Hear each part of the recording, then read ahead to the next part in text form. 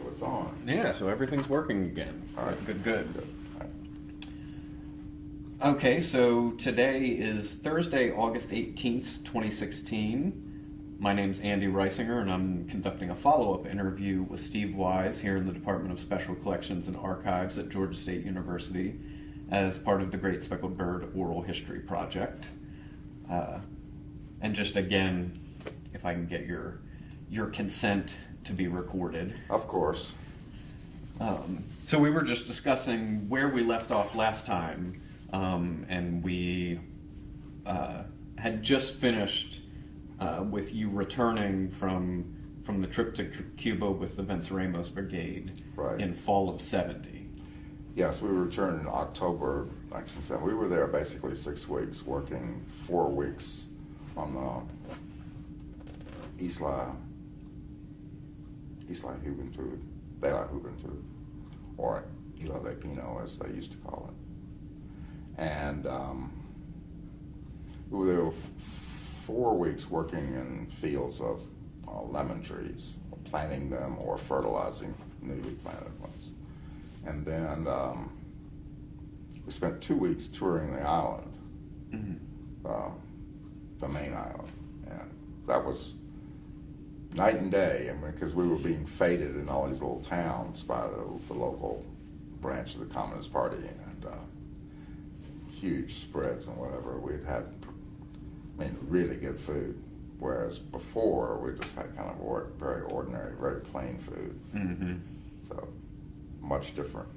Yeah, you had described how Spartan it was and how just attentive they were to resources, that you had a coffee can that was part of your supplies to go out in the orchards, I guess.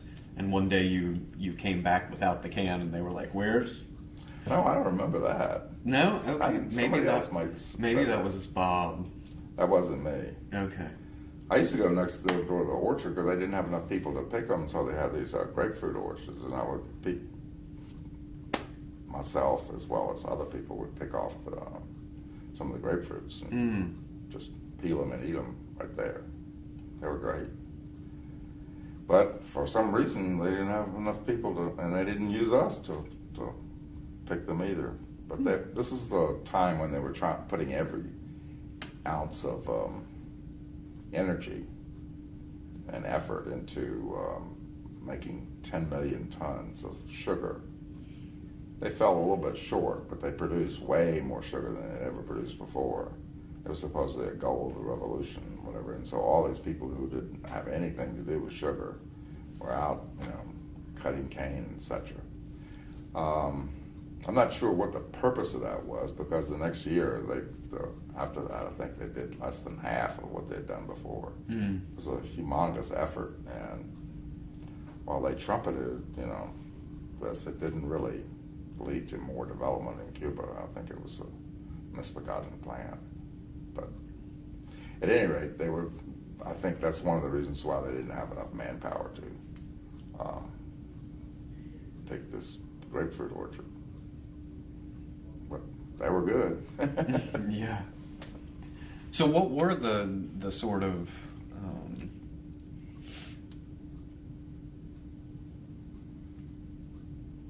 the setup of, I'm imagining it sort of as a labor camp that you were in? Well, there were these huge dormitories, and they're segregated by sex, but we had about 400 people in our brigade. So this was out in the countryside, and they built, I don't know who used these normally, but they were basically just a collection of bunk beds, and they had all these bunk beds in like a long hall, so it was kind of like a big dormitory. Mm-hmm. And so all the guys were in one, and all the girls in another one. So plumbing, electricity. Yeah, they had all that. Yeah. Toilets are somewhat different in Cuba. They have a hole in the floor. Mm-hmm. So get used to it. Yeah. And then there was a separate sort of yeah, they had showers. Eating. Oh, then they had a dining hall in addition, to that, where the cooks were preparing food for 400 plus people. Right. So and there were 400 brigadistas as well as the Cuban staff that worked with us. Each little subgroup had a leader. So, plus there were some students there, many of whom were learning English, or we had one working with us, Jacqueline was her name. I can't remember her last name, but she was very proficient in English. She'd obviously been speaking it for a long time. Some of the other guys in the other groups were not nearly as proficient, but almost all of them could communicate in English. Very few of us were Spanish speaking. I mean, at the time, I had 2 years of high school Spanish, and that was about it. And so I knew the grammar, but spoken Spanish is, and the Cuban variety of Spanish is much different. Mm-hmm. When I went to language school 3 years later in Cuernavaca, Mexico, the Mexican accent, which is what I was accustomed to hearing here, because there's so many Mexicans here, it's just way different from Cuba. But in high school, I had a teacher from Puerto Rico. She was, I guess her husband was in the Army, stationed near where I lived, and her accent was somewhat similar to Cuban Spanish, mm-hmm. so that helps a little bit in Cuba. I kind of got used to it after a while, but still. It wasn't until I went to language school and then started working here in a factory where there were a lot of Mexican workers, where I actually got to, speak Spanish every day, and you get to hear the way people actually speak and not just textbook stuff, that I began to really pick it up. But that would be much later than, in Cuba, I could understand a few things, but not much. Mm. So what was the composition of the brigade that you were on, in terms of where people were from, the ages? We of had people? about 10 people from Atlanta. Okay. Some of them were not actually from Atlanta, but they came here to train with a group. We did kind of like, 2 or 3 months of preparation. So, many of them were people around the bird, maybe not working on the bird, but were people closely associated with other people who worked on the bird. And then there was one guy who was like a student at Stanford, but he had some sort of ties to Atlanta, so he came, and none of us had known him before. And there was a woman from Sandy Springs that we got to know a little bit, who went with us. But I think I really don't know much about her background, except that she had family in Sandy Springs anyway. She worked with us. And she was kind of around bird circles for a little while, but I've lost touch with her. Bob was trying to run down all these people a couple of years ago and try to find the ones that were still, some have died, but like Jenny Skillman, she was Jenny Hamilton then. Mm-hmm. She died from cancer, 2 or 3 years ago. So. And what did you mentioned that there were like 2 or 3 months of preparation before you went. What did that involve? Basically kind of bonding. I mean, we did a number of things together, and we did a little bit of study, I don't have much memory of what we actually did, but we were kind of together as a group. Mm-hmm. And there was people on the brigade, a small group from New Orleans, 1 or 2 of whom I knew previously, and there were groups from different other places. There was a huge group from Detroit, and a lot of people from New York, and there were a good number of West Coast people and whatever. So people from all over the country, but they represented different areas of the country. Mm-hmm. And they usually tried to get people to work together as a group, so you wouldn't go just, by yourself. There were people there that I had known in Washington when I was at the Institute for Policy Studies who were on the brigade, so it wasn't just the Atlanta people that I knew, but most people I didn't know, which was the case for most people. Yeah. So largely folks in their 20s. Mainly, yeah. Mainly students or just out of college people, like myself, in our 20s. Mm-hmm. I was 27 at the time, so. And a pretty even. And, you know, and it's not like everybody can just take off 2 months to go to Cuba, right? So, you know, that also plays a part. I mean, there were a few older folks, but not, when I say older, I'm talking about 30s and maybe 40. Right. But I don't really remember them. There was also a nice group of guys. They were all men, no women, from Puerto Rico. They were a fun group of guys. In what sense? Just, you know, very playful. Always joking stuff.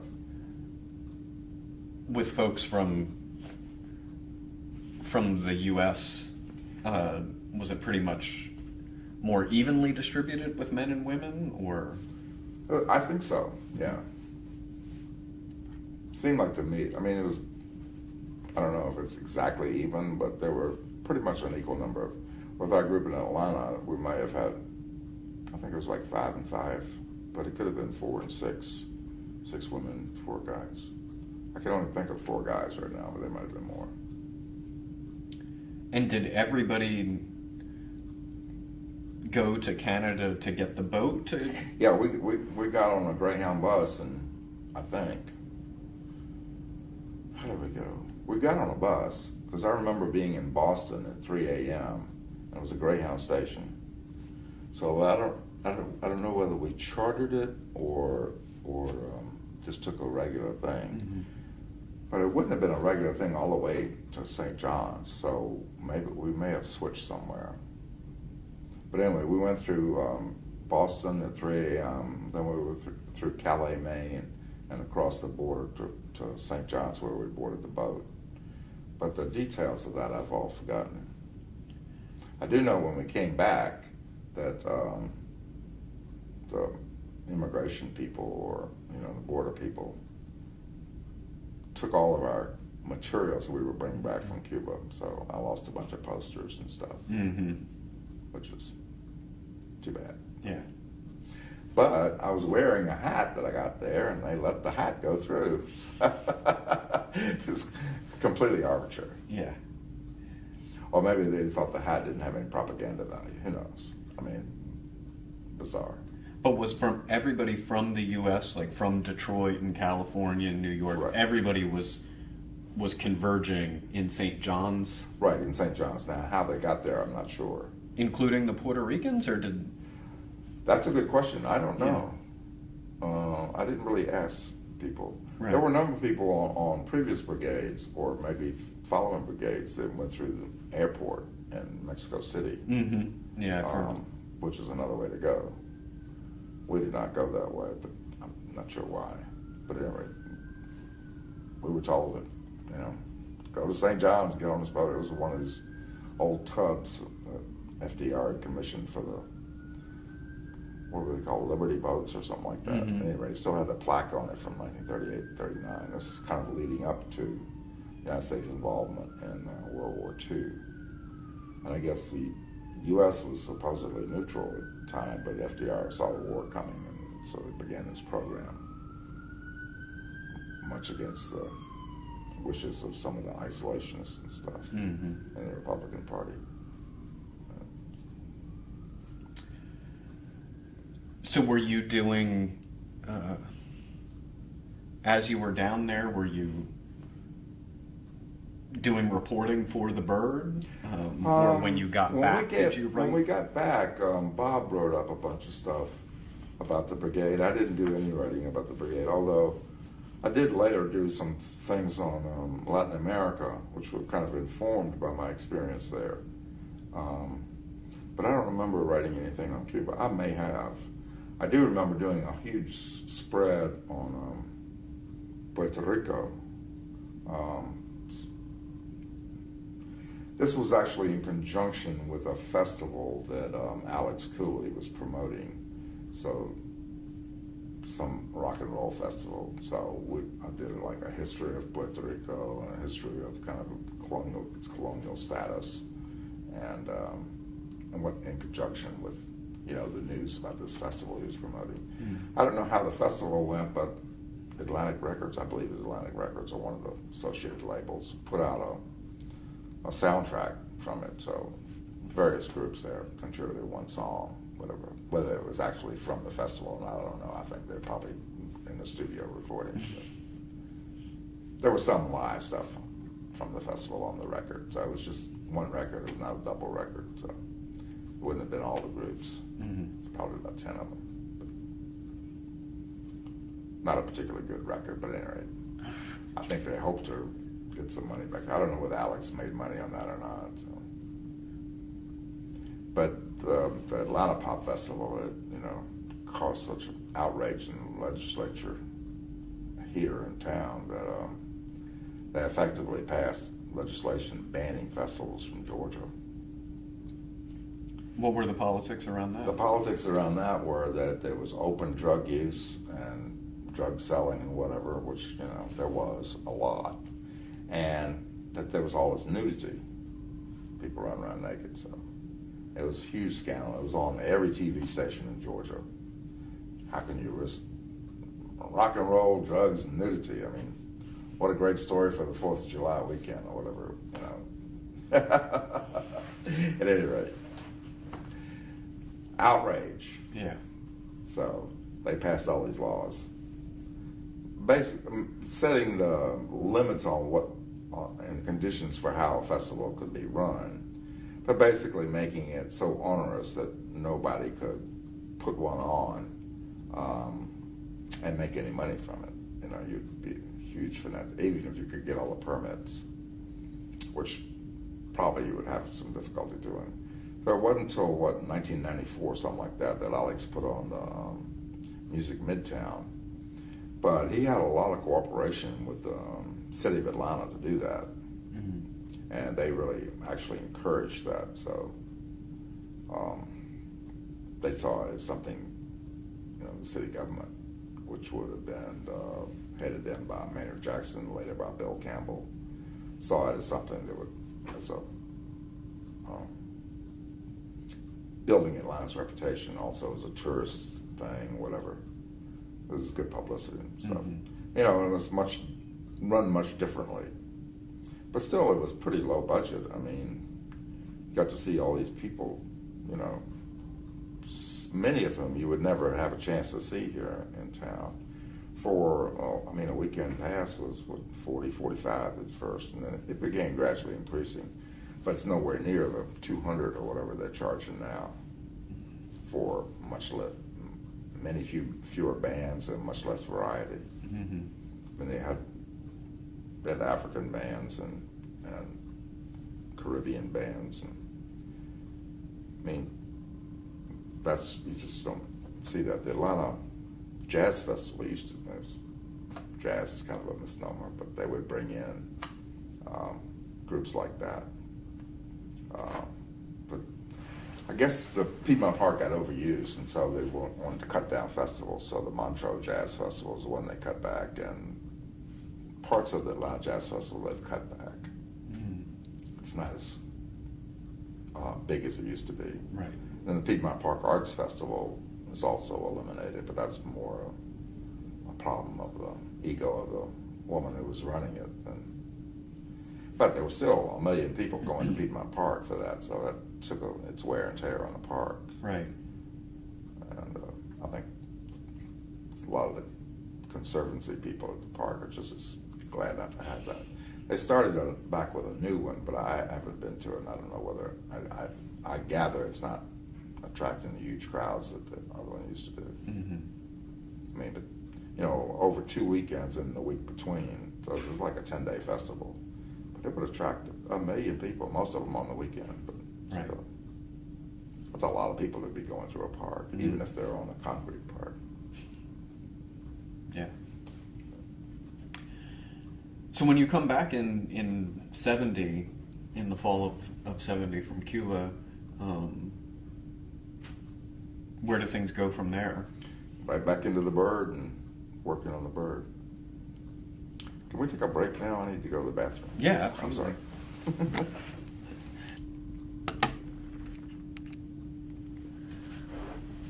Okay, so we were, after I got back from Cuba and going back to the Bird. Yeah. I don't remember there being much difference. I mean, you just get back into the routine and whatever. Yeah.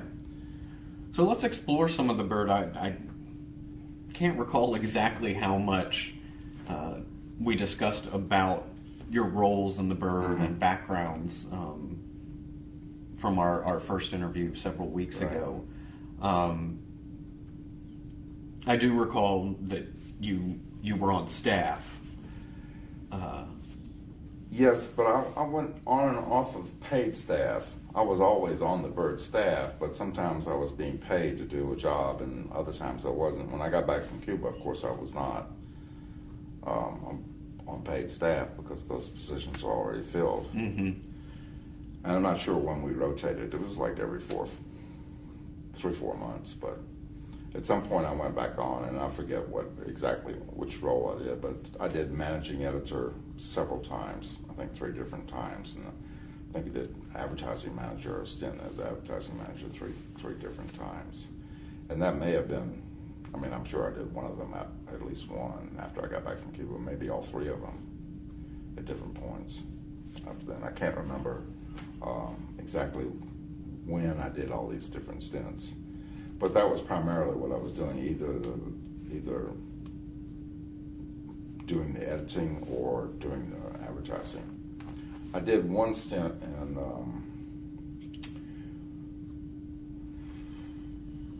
when the Bird, after the Bird was firebombed, so that would have been 1972. And I was the business manager for 8 months then. They usually had a double stint for the business manager, which I absolutely hated. I had no talent for that whatsoever. Didn't want to do it, but I was prevailed upon to do it. So I guess that was probably May through December or whatever. At any rate, in the January of '73, when we were supposed to do a staff rotation, all these people were rotating off, and other people said, well, we don't see anybody can come here, we're going to stop publishing. Well, it was a huge outcry in Atlanta about stopping publishing the Bird. This was January of '73, so we did skip an issue there, like the 3rd week in January, whatever. And but a whole new staff, all these people came in, said, no, you can't do that. So the only people left were Stephanie and myself from the old paper. And I don't remember what role I was playing then, or I may not have been on paid staff, but I was there a lot doing editorial work and stuff. What do you think the exodus was behind this exodus? I think a lot of people were just kind of burned out with their jobs and whatever, and they just didn't see other people coming in to fill them. And I don't know why they didn't see that, because as soon as we announced that, I mean, there was like about 50 or 60 people came out and said, no, you cannot stop publishing this paper. We need this paper. We will find people to do it. And, several of those people volunteered.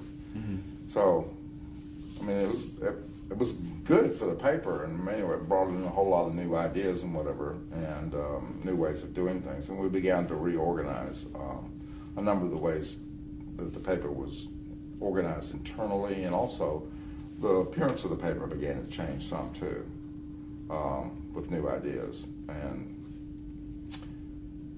I'm probably getting ahead of the story here a little bit, but Liza Nelson and Rick Brown came in, and they had a proposal. They were part of that new group, and then they proposed to buy the paper or take it over and make it more of a commercial thing, and they would run it as as those two being the bosses, whatever. And people said no, and so they left and started their own thing called the Atlanta Gazette, and that was going pretty well. What, in 1974, 75, something like that. And but creative loafing, which had begun to take off then, as a free giveaway in town, and the Atlanta Gazette was also a giveaway. So it was mainly not competing so much with the Bird, but with the Creative Loafing. But Creative Loafing signed up all these advertisements to exclusive contracts. And the Gazette found it difficult to get advertising. And what happened was Rick sold it to Larry Flynt, of all people. Made a ton of money, and then, the paper was losing money. And so Flynt, after a few months, he closed it down. But this is about the time when he was shot, when he was at this, I guess, a pornography trial of some sort in Lawrenceville, at the Gwinnett County Courthouse. This is before it moved to its current location, but still, it was an old courthouse in downtown Lawrenceville, right there on the square. At any rate, I forget the details, but somebody shot him, and so he was paralyzed for the rest of his life. He was in a wheelchair for the rest of his life. But he had bought Rick's paper, and that was actually, I shouldn't say Rick's, because the money behind starting it came from Liza's father. So, at any rate, so Rick has been doing real estate business since then with all that money, and hadn't had anything to do with the paper since then. Why do you think Larry Flynt might have had an interest in? He was such trying to set up a chain of local alternative papers across the country, and he was buying up other ones. And I think because he was doing that, Rick approached him. That's my guess. I don't know. Rick would know far more about that than I do. But. And some of the people who had worked on the Bird, like Neil Herring and a few other people, worked with Rick. I mean, they were all close friends. And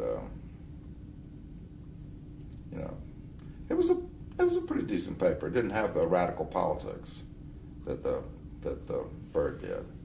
Neither did Creative Loafing is a special case. The woman who ran it was kind of a John Bircher hippie, and all the people she hired were far more liberal than her, of course.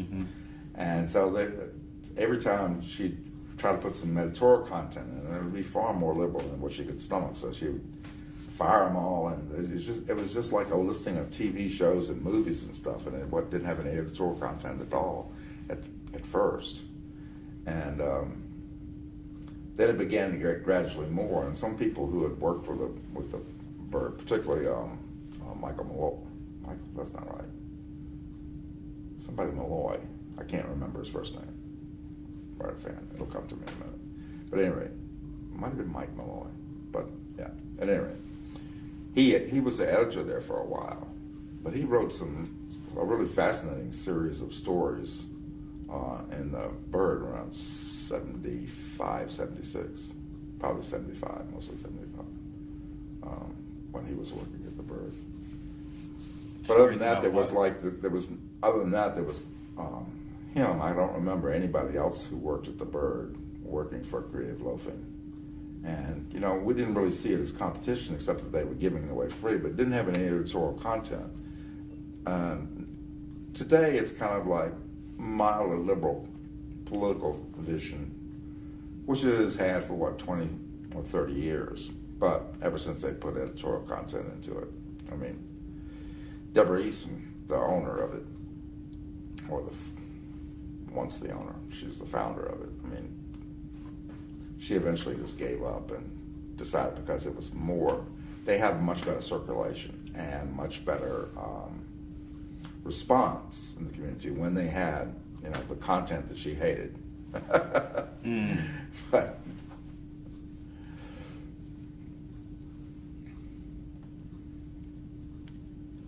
they eventually got overextended. I think mainly her son made a lot of bad business decisions and eventually wound up the company that held all their notes just bought it, for nothing, basically, for the debts. So it's a much tighter operation now, but I think they're making money. It's still 80% ads or something. Right. Yeah, but they're probably making money now, and the Easons no longer have a say in it. They're completely out of it. So I wanted to follow up on a couple things that were touched on in the last couple minutes.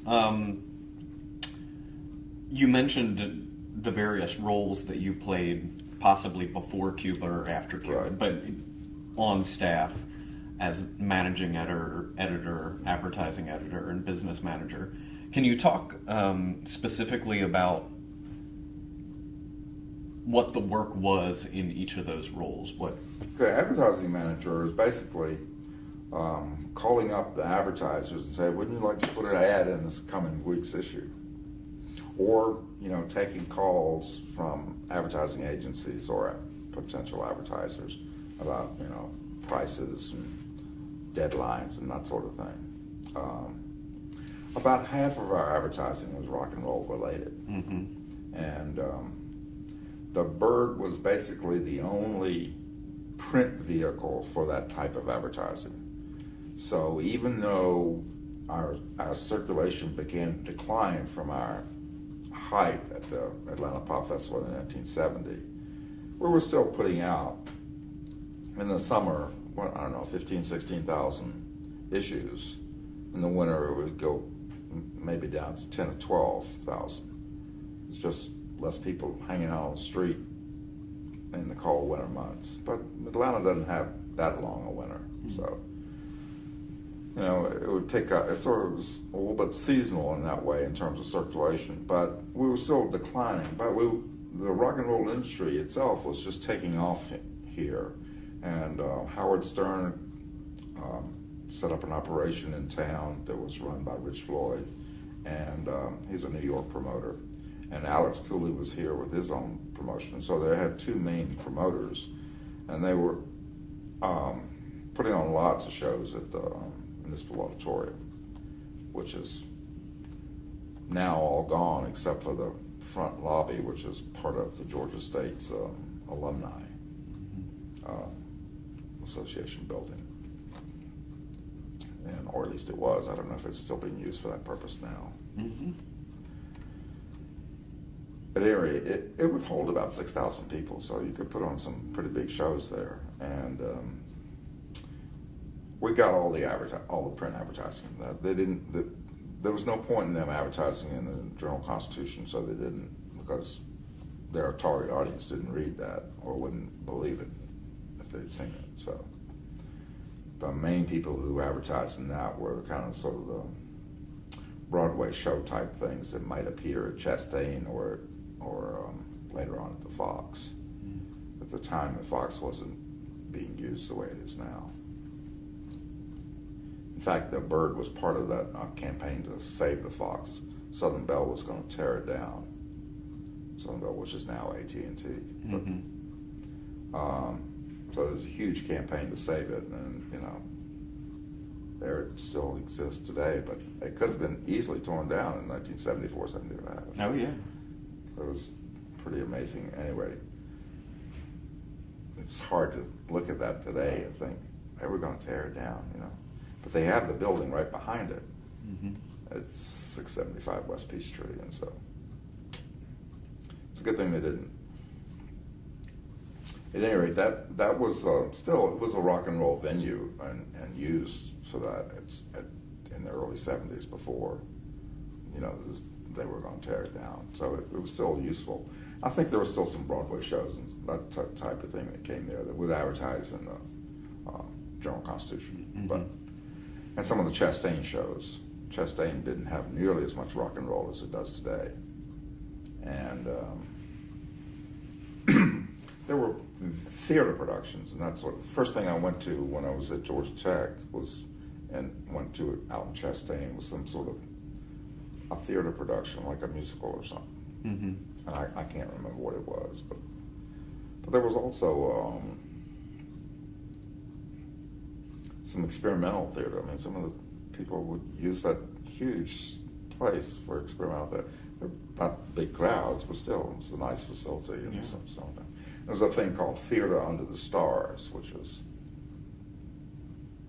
used for that. And those kind of things would advertise in the Journal-Constitution, very rarely in the Bird. I mean, basically all of our advertising was rock and roll related. And that was about 50%, that the various clubs, records and whatever. There was a big to-do about a campaign to get Columbia Records to stop advertising in the underground press and whatever. And so this is a huge right-wing effort. And so Columbia said, okay, we won't do this anymore. We're not going to fund the revolution, blah, blah, blah. But, I mean, they just channel the advertising through local outfits. We didn't see any decrease in that kind of, I mean, instead of the ads being placed from their agency in New York, it was placed through a local record distributor, who eventually paid for it. I don't know. We got the check from the local distributor, but it's the same amount of money. Would country acts? We interviewed a lot of country people. Gene Guerrero was really instrumental in doing that, and they were very cooperative. The various artists. I mean, we had these long interviews that he would do, and I don't remember there being much advertising associated with that. Country music was not then the big thing it is today, and the Journal-Constitution wouldn't touch it. It was just beneath them. It was just poor white trash. We don't want anything to do with it. And you think now, I mean, Loretta Lynn, Conway Twitty, all that. I mean, that's insane. But that was their attitude at the time. And would country acts play the same venues as the rock and roll? They would play in the Municipal Auditorium. Yeah, it was used for a wide variety of things. And I think almost all the country stuff that I saw here was at the Municipal Auditorium. I mean, typically there would be several acts on one bill, but there would be a headliner and lesser groups. And with the advertising, particularly the rock and roll advertising, but I guess any of the entities that wanted to purchase advertising, did they, because you mentioned you'd have to call and talk, was there a mechanism to sign a contract if we want 6 months of advertising? I don't remember ever signing a contract. I mean, they would just say, and it was a week-to-week thing.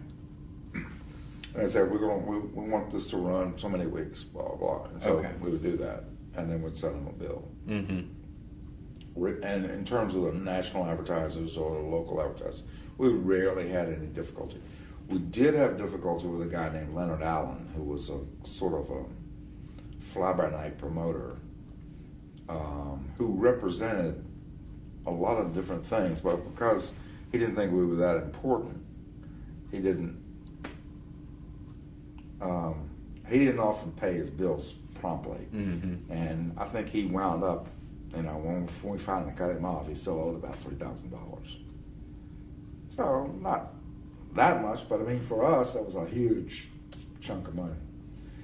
But eventually we had to cut him off. But I remember talking to him, and he was just nostalgic for the old days in Cuba when he could go down there and get whores and stuff like that, and he couldn't do that anymore, and he was just sad about what had happened in Cuba. You were crazy.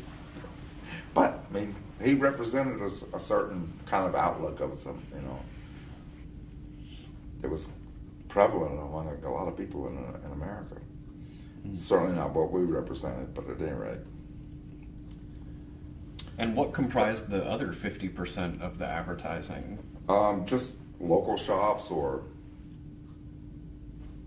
just, I don't know, there was a place downtown, clothing shop called Kicks and Lids. They advertise a lot. So there's a couple of bookstores that one of them associated with Michael Thebus, who was, later we found out, a gangster, but we didn't know at the time. But he ran a little thing called the Book Mart that had, they carried 125 papers and sold them all every week downtown. And his store was located where the 191 Peachtree, what is that? That's St. Regis Hotel is now. Okay. And part of that group in the building next to it, 191 Peace Street Tower, which is, I forget what the building is called, but it's relatively new. But at any rate, at that time, there was just 1- and 2-story buildings along there, and he rented a place there. There's another place called the Bookworm, run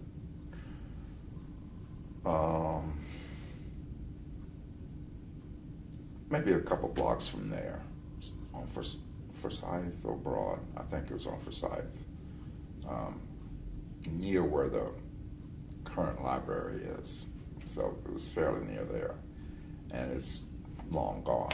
I mean, all those buildings have been torn down at some point. But the guy there carried 125 papers. When, in the fall of 1969, or 68, I think it might have been 68, Arlie Shard had written a thing about the Journal-Constitution, and he and a lot of his friends had worked there, and it was about the different internal goings-on there in terms of reporters' struggles for autonomy and a lot of wage stuff. So it did a lot with the internal goings-on Journal-Constitution. And this was written for the Bird? This was written. He was a writer for Sports Illustrated, but this appeared in The Nation. Oh, in The Nation, okay. So Howard had contact with Bob Sherrill at The Nation, and we got permission to run it in the Bird, which is we did. Uncut, we just ran the whole article, so it ran about 4 pages of nothing but, gray, whatever. But the Journal-Constitution was so upset. They sent people out to buy up all the copies at the Bookworm and at the Bookmart. So we get these calls Thursday afternoon, paper come out Thursday morning, and say, hey, we need some more papers. We're sold out. The Journal-Constitution went in there and bought them all up because they didn't want their reporters to see it, so we happily supplied them with more papers. Mm-hmm. I don't know why they thought people weren't going to see it. But at any rate, we heard, and I don't know how true this is, but we heard it was a firing offense, or you get in real trouble to have a copy of the Great Speckled Bird at the Journal-Constitution offices.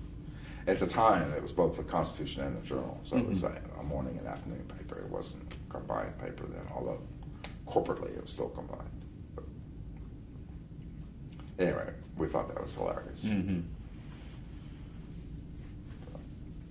Fun and games.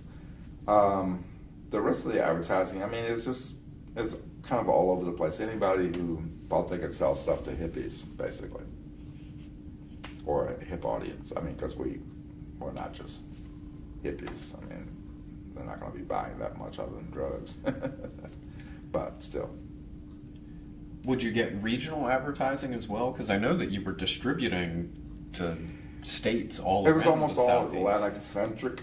Sometimes there would be festivals, rock and roll festivals, that would want to take out a full-page ad, and they could be anywhere in the country, but mainly in the Southeast. Mm-hmm. So we had some advertising for like a Miami festival, one in Louisiana, I think. But there was a series of festivals following Woodstock, or just before Woodstock and following Woodstock like a year or so, and then they began to peter out. I think it became so difficult to make any money from them that they, but for like a 2 or 3 year period, there were a lot of festivals. And we got some advertising for the ones that were within a reasonable distance of Atlanta. So basically, the Southeast. Yeah. I don't remember whether we had any Woodstock advertising or not. Might have.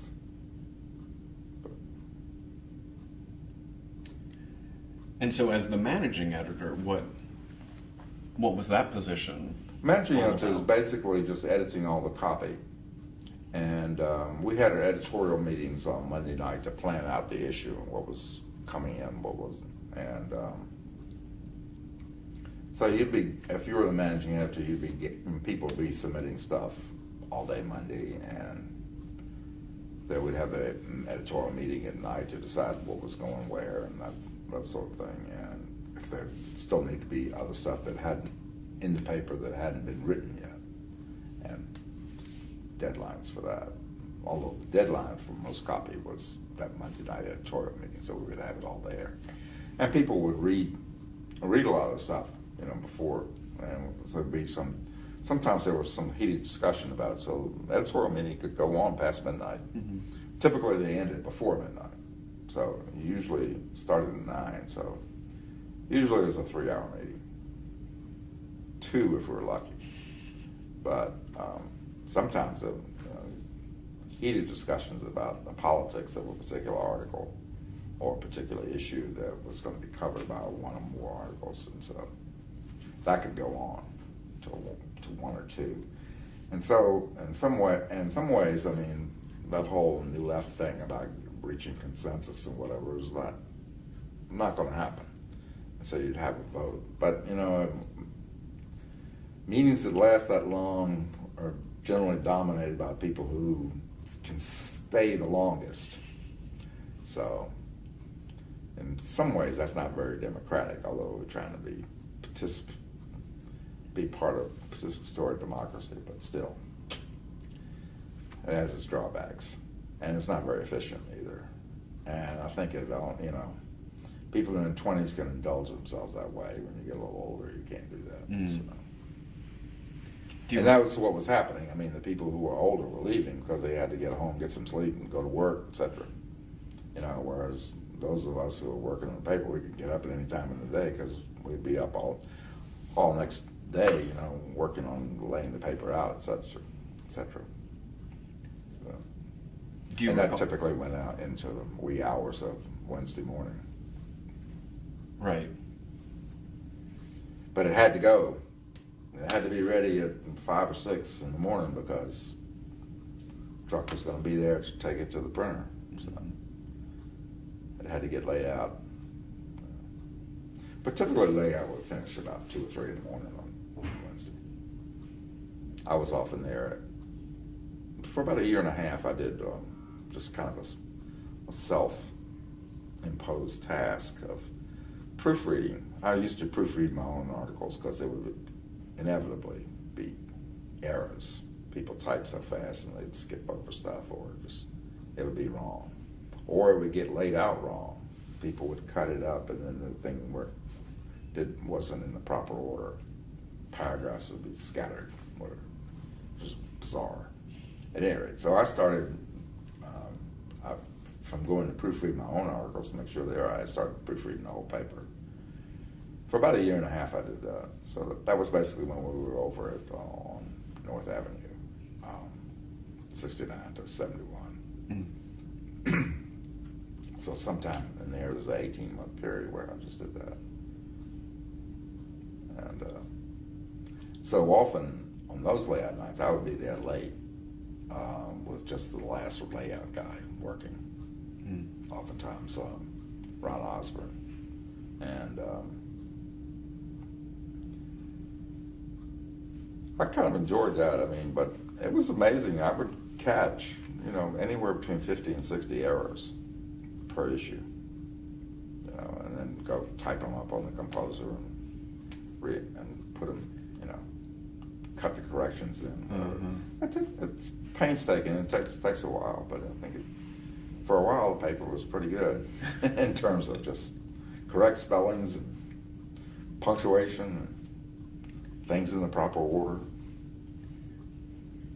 And would that have overlapped or sort of be a standard task for the managing that was editor? just a self-imposed task. That wasn't a job assigned to anybody. We were supposed to have stuff proofread, but it didn't always work that way. Would that be something that sort of should have fallen on the managing editor, or it was just more on each individual? That should have been on proofreading, and proofreading should have been done in when the thing came off the composer, whoever was typing it in, there should have been somebody to proofread it. But I think that if it was proofread, it was done very cursorily, and a lot of people just let stuff go. And I was just kind of a very detailed person, and didn't let stuff go. But also, when it's laid out, I mean, things can change. As cut up, and they decide, oh, I'm going to change this one, and then paragraphs will get shifted around, not intentionally. I mean, they were just laid out wrong because the person didn't number them and look on, when I did that, I mean, I would label them 1, 2, 3, 4, 5, and so you keep them in order when you cut them up. But some people didn't, or if they did, then they didn't pay attention to it. But at any rate, it could make, there was a number of things, and you can still see on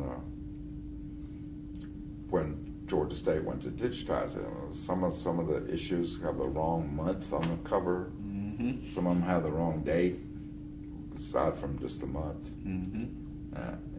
There are things like that are kind of, really? Somebody's just taken the ones from the previous week and slapped it in there again without retyping them, mm-hmm. which is kind of bizarre. But anyway, there are a number of things like that. The digitization project tried to correct those by noting what was the correct one as well as what's on there, which is interesting to see. So you mentioned the Monday night meetings and deciding what would go in the paper. Was there also a big backlog of art, or maybe not big, but a backlog of art and articles that had previously been submitted and just never made an issue? Most of the stuff was time sensitive. So if it didn't get in one week, it's not likely to get in next. Some things could be held over. But that was rare. We did have a collection of poetry, mostly bad poetry. And sometimes some of that had been submitted 6 months earlier might go in. But we didn't run that much poetry. And generally when people submitted it, we ran it right away if it was any good. But we did have a huge collection of bad poetry. We did have a lot of artwork. And we kept the artwork around for a long time. And some things that had been submitted, say, years earlier might be used. Mm-hmm. And there was one woman, I can't remember her name now, but she had these kind of abstract drawings. And we would just cut them up and use pieces of it here and there. And they would be credited, I can't remember her name right now, but the credit is on all of her work. Mm-hmm.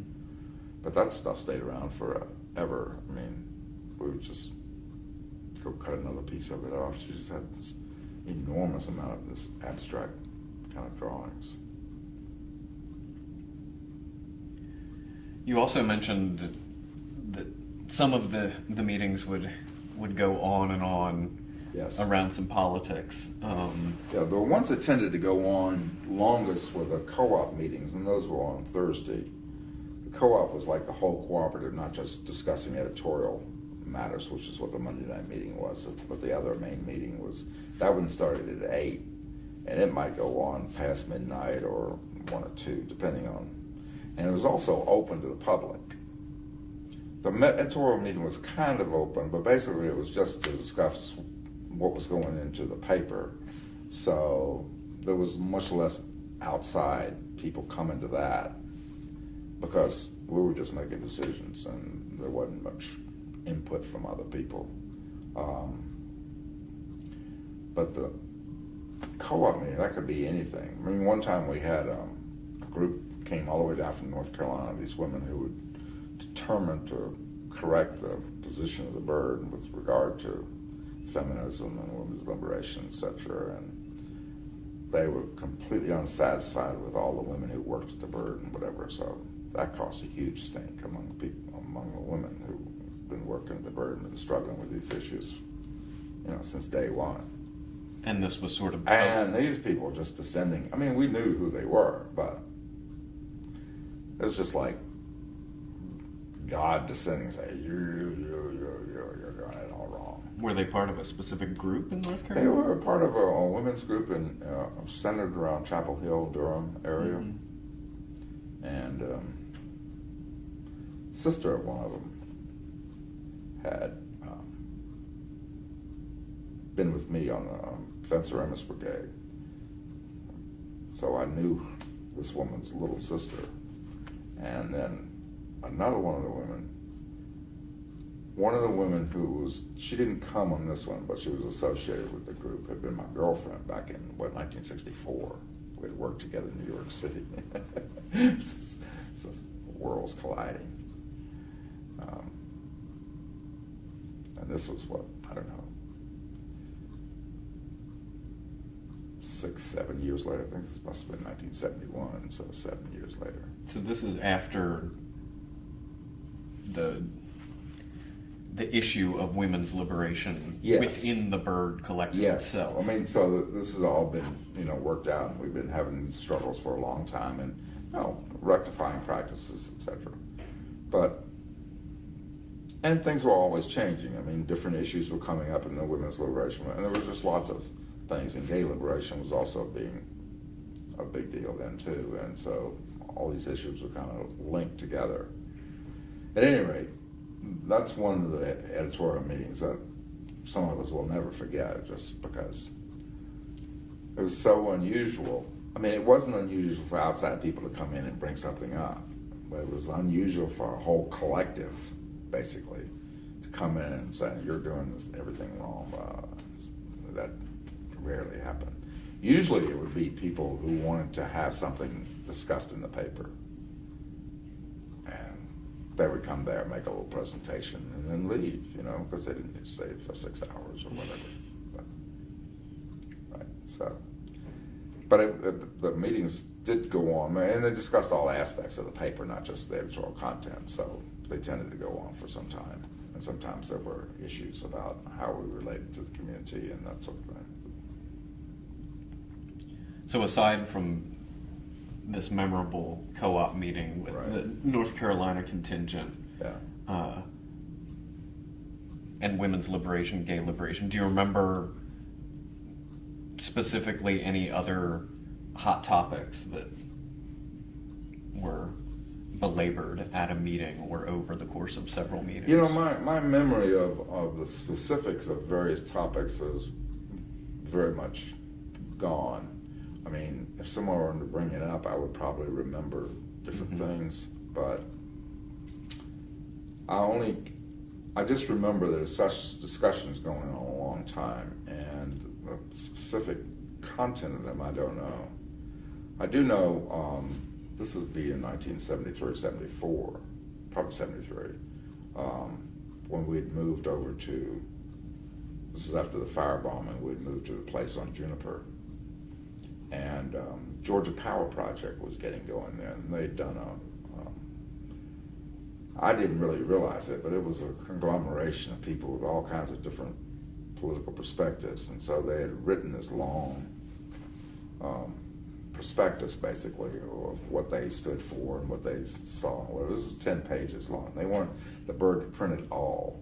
And apparently they had been negotiating this among themselves, to have, every single word in there meant something to someone that had to be, And so we were looking at it, and this is going to take up a lot of space.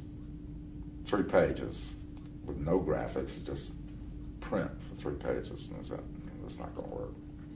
So I offered, much to the relief of everybody, to edit it. And basically, I decided that I would write an article about it and quote extensively from it to give, summarize it, which I did basically in 15 column inches. So we had 45 column inches on a page. So I cut, basically I cut it down to a little bit less than 1/3 of what it had been.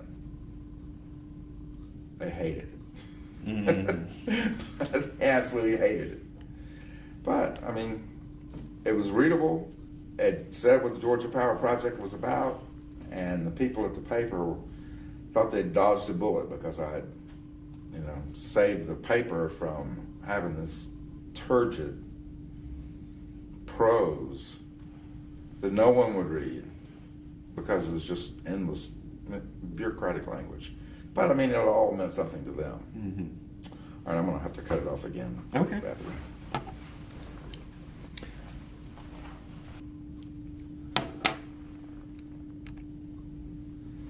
We were talking about managing editor Yeah. stuff, and I had mentioned the George Power thing, but basically nothing involved that huge a rewrite. A lot of times you just rewrite stuff to make it sound better, but not the whole thing, just paragraphs or sentences, whatever.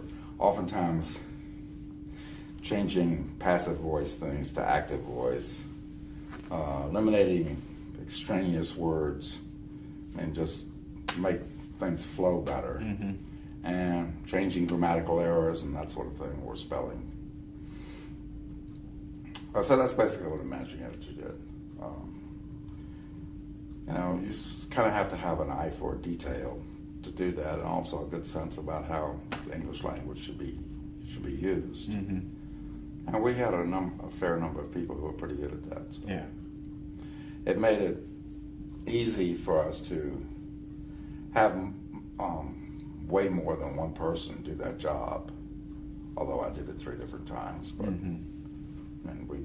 Candy Hamilton did it, Ann Jenkins did it, Bob Goodman did it, Tom Coffin, who was the original editor, did it. There was probably others I can't remember right now. Those names strike me right off. Yeah. And the loathed business manager position that you took on for 8 months, Yes. What did that involve? Well, first was getting the education about how the business actually functioned, and just the numbers. So I spent some time with Jerry Cohen, who was a partner. I don't know if he's partner then, but I believe he was later partner, if not then, with Southern Asbill Brennan as a tax lawyer, and he set up our books pro bono, and then he would advise the next business manager about how to do things, whatever. So it was kind of interesting. I was down in his office, and he was conducting business, and every 6 minutes he's like making a notation of his time, what was billable and what's not. And he was taking phone calls, while he was talking to me, and so he'd bill the phone calls, just typical of a law practice, but it was completely new to me at the time. I was like, whoa. But they billed in tenths of an hour, so every 6 minutes. Yeah. Has to be accounted for. At any rate, I was pro bono, so he would do some business while I was there, and then other times. At any rate, he helped me understand how the books were set up and that sort of thing, which I had no clue about, whatever. Gene Guerrero had been the first business manager, and he and Jerry, he had worked a lot with Jerry in setting all that up, but I was I was all outside of anything I knew, and I didn't pay much attention to it. And I didn't really want to do it either. Mm-hmm. And this occurred just as we were firebombed. So Justice Randolph gave us about $10,000 just as a gift, and we had a number of other people who gave some money to the paper. So that kind of covered up some of the financial problems that we had, both with the house burning down and relocating to other places. Because did you guys own the house or have a No, we mortgage on it? rented it, and I don't know from whom we rented it. I do know that Charles Massell, I guess maybe he felt guilty or something anyway, but his cousin, Sam, was the mayor, and we'd been attacking Sam, so we always suspected Sam had something to do with the firebombing at any rate. He wanted to lease us some space in a building that he has where there's a seafood restaurant there now on the corner of 11th and West Peachtree. And, but it was an office building there, and the other tenants there just revolted and said no, because understandably, they didn't want to get firebombed. And they think if they got firebombed there, we could get firebombed here. No. At any rate, we found a place to stay for the next 2 months. We subleased a space from the Black Workers Congress, which is where the Federal Reserve is now. It's on the corner of 11th Street and Crescent. Crescent is no longer a street through there. The Federal Reserve sits right where Crescent Avenue would be cutting through. But at that point, the Federal Reserve is still downtown. And there were just 1- and 2-story buildings there. And the Black Workers Congress was using about a third of the building, so they had all this extra space, and they said, why don't you sublease it? So we said, okay. And that worked out pretty well. Then we found another place a couple blocks from there on where there's now a First Union Bank, or whatever First Union has become. At any rate, there was an old house that these 2 old ladies had lived in forever. Kept it up well, but they, had passed on. And so we kind of tore it up a little bit and converting it to offices. Is this the Juniper Street? This is on Juniper Street, yeah. Right. And so it was between 10th and 8th, and where that little alleyway comes down what would have been 9th. On the other side of Peachtree, it's Peachtree Place. So the 9th Street doesn't exist there for some reason, but it is effectively 9th Street. At any rate, now it's an alley there, separating the 999 Peachtree building from the branch bank there. At any rate, there used to be a house, and it's one of the old staff photos that gets used a lot, where people are posing. There's about 7 or 8 people from the Bird staff. It's probably 73, 74, posing out in front of the house there, picture. I think that's probably the only picture of that house we have, or at least that I've ever seen. But it was a nice old house, 2 stories, and we subleased some of the space. Smokey Kaufman's men working on violence or something like that. Mm-hmm. Whatever. Anyway, he worked a lot with guys who were convicted of domestic abuse. He's a psychologist that did that. And so he subleased some space from us, and I can't remember. There was probably 1 or 2 other groups that did on the 2nd floor. But basically, we converted the whole bottom into offices. So we probably did some violence to the, somebody wanted to reconvert it back into a home. And there was a shack out back where we did the mailing. So we could put our mailing machines out there in the shack in the back. And it all worked out there. But I mean, the expense of having been firebombed, losing that equipment, having to get new equipment, I don't remember if anything was insured or not. Probably it wasn't. But at any rate, it was considerable. And then, being in the temporary quarters and stuff. But we didn't miss an issue. I mean, a good part of the first issue after the firebombing was put together in the house where I lived, along with 5, 6, 7 other bird people. The number fluctuated. I think there were 6 of us initially in that house. I think it later grew to 8 people. But anyway, almost all of them associated with the paper. Mm-hmm. Even, Reader Bolt stayed there for a little while. And he was staff attorney at the ACLU. So he did occasional pieces for the Bird. Mostly he did legal work, which pro bono legal work kept us going. Because the state was always harassing us about one thing or another.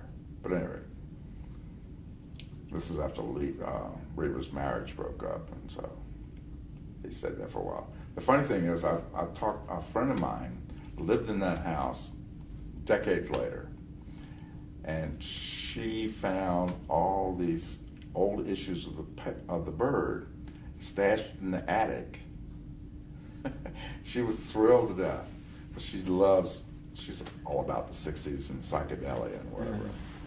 She's maybe approaching 50 now, so a completely different generation. Yeah. But she loved it. I said, well, that's probably from when we lived there. Somebody just left them there. So. Where was that house located? 650 Seminole. So near the First Baptist Church, or Druid Hills Baptist Church, on the corner of North Highland and Ponce. So we were 1 block south there, Mm-hmm. a couple blocks from Manuel's Tavern. Mm-hmm. Mm-hmm. And you mentioned Justice who? Justice Randolph. His girlfriend at the time, Diane Berger, she's now Phoebe Newman, something, I think. I think she's one of the people to be interviewed. At any rate, completely different name. But then she was Diane Berger. And she and Justice lived in a place in kind of a psychedelic house, painted with all these different colors in Inman Park. It's one of the first homes restored there in Inman Park. And but she had worked, I think, at Atlanta Magazine or somewhere. Anyway, she had graphic experience and layout experience and whatever, and it was just a lot of what she did was that. But Justice, I guess he had a trust fund or something like that, so he didn't have to work. And I think that kind of bothered him for his whole life. Eventually he committed suicide, which is very sad, but a very nice guy. At any rate, he gave us $10,000, which was a huge amount of money at that time, and for us. Which really but it also enabled us to think that our bank balance was much better than it was, because come December of that year, it's not looking so good. That was another part of the staff deciding to fold up, and the following month in January was that the bank balance didn't look so good. Eventually we solved those problems, but we thought we were doing better than what we had to cut back some, just in terms of, we had too many people on staff. I think Justice giving us all that money all at once kind of led us to think we were doing better financially than what we actually were. And part of that is I didn't know what I was doing in terms of like looking at income and outgoing, that sort of thing. I mean, I probably would be better now, just since I understand those problems a little bit more, but at the time I had no understanding of it at all. Hated it. Didn't want to do it. And was that more close to a 40-hour-a-week gig, having to keep on top of all of that? Or was it about the same amount? It's about the same amount of time. I mean, I define my work in the Bird in terms of writing articles and whatever, and the editorial side, whether I was on paid staff or not. I mean, I spent a lot of time just writing stuff or reading stuff or finding out about stuff to write about. And when we reorganized the paper in late '69, I think we started reorganizing it before we moved to North Avenue. But we divided the paper up into different editorial subjects. And I guess we must have had about 13 editors, somebody in charge of different subject areas. And those didn't rotate so much, although some people would give up one and then would have to recruit somebody else for it. But basically, if you were interested in keeping that was your kind of your fiefdom. And I started off with working with the GI movement and the anti-war GI movement, which I thought was very important. And so I would get all the papers that came into the paper that were from Army bases put out by anti-war GIs, and there were lots of them. And they're being collected now and being digitized, but there's several hundred of them. At any rate, we got quite a few of those at the paper, and I would, from the bases around the southeast, I would generally put in little snippets, a paragraph or two from, every week or every other week, something like that. Sometimes I'd have a whole page of just anti-war GI stuff.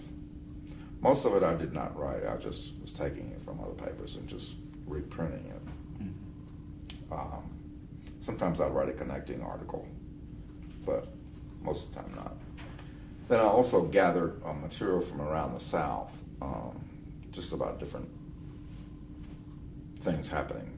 And we had a regular correspondent in North Carolina, Elizabeth Tornquist, whom I had known since back in my SOC days, working with the Southern Student Organizing Committee, and she was very, very active in Chapel Hill, where she lived. And she wrote a lot for Anvil, which was a similar publication to The Bird, but a little bit more established and more oriented towards the arts community in North Carolina. And it was a statewide paper, but it came out weekly. And it was considered an underground paper. So she wrote regularly for them. But she would send us stuff from time to time for which we would pay a pittance, but we would send her a check. And but in addition to her things, and we would try to get in touch with people. If we knew about something significant going on, we would try to get in touch with somebody who might be able to cover it for us. And some people would just submit things because they knew the Bird's reputation. And that's the other thing, that we got a lot of people, just because the Bird circulated throughout the South, although it's primarily an Atlanta publication, you know, and that's why those women from North Carolina came down, just because we had some influence there. I mean, they didn't come to the Bird just because they were just making a little trip, you know. So people look to the Bird for ideological guidance, I suppose, or, you know, just news of stuff going on, and it was circulated among, you know, radicals and left types all over the South. So people would submit stuff, or they'd call up and say, are you interested in this? And we'd say, yes, write it up, send it to us. Sometimes we'd have to do some work, sometimes it was great, we could just put it in as submitted. At any rate, that was one of the things I was in charge of. And just in terms of outside Atlanta in the South, because we were trying to become, you know, a paper that covered more than just Atlanta. So those are the two things that I did, in addition to, you know, whatever other stuff. Then Stephanie and I later got into trying to broaden the foreign, Latin America, Africa, even Europe, just foreign coverage, or international coverage, I guess is a better word rather than foreign.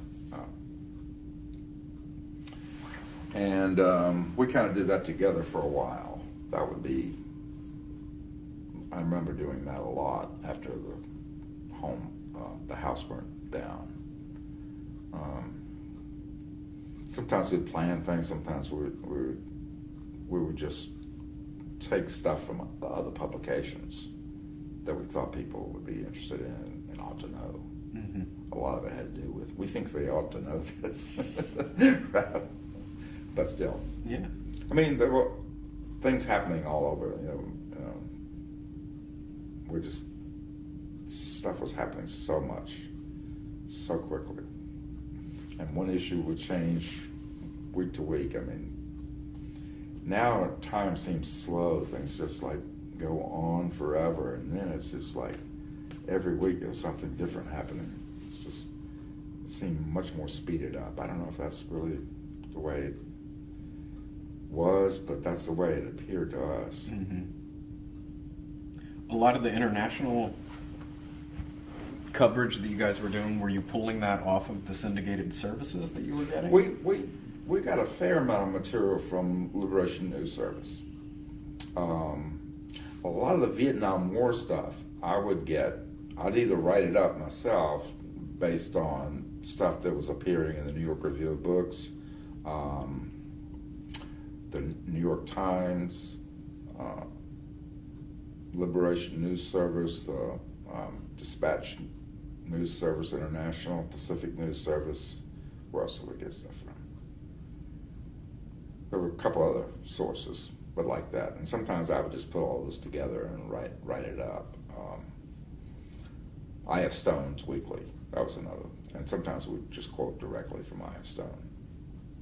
And that was kind of a model. I mean, he would use things that were kind of revelatory. That was just taken out of the, mainstream media, and he would just put it in there as a little box of, well, this is what's going on. You don't, without any editorial commentary, but it would be mixed in with, a bigger article. And we did some of that too. I mean, kind of just using his way of doing that as a model. And things like that. I mean, we had several people in Chile. Kyle Steenland wrote up stuff when he was down there during the Unidad Popular years.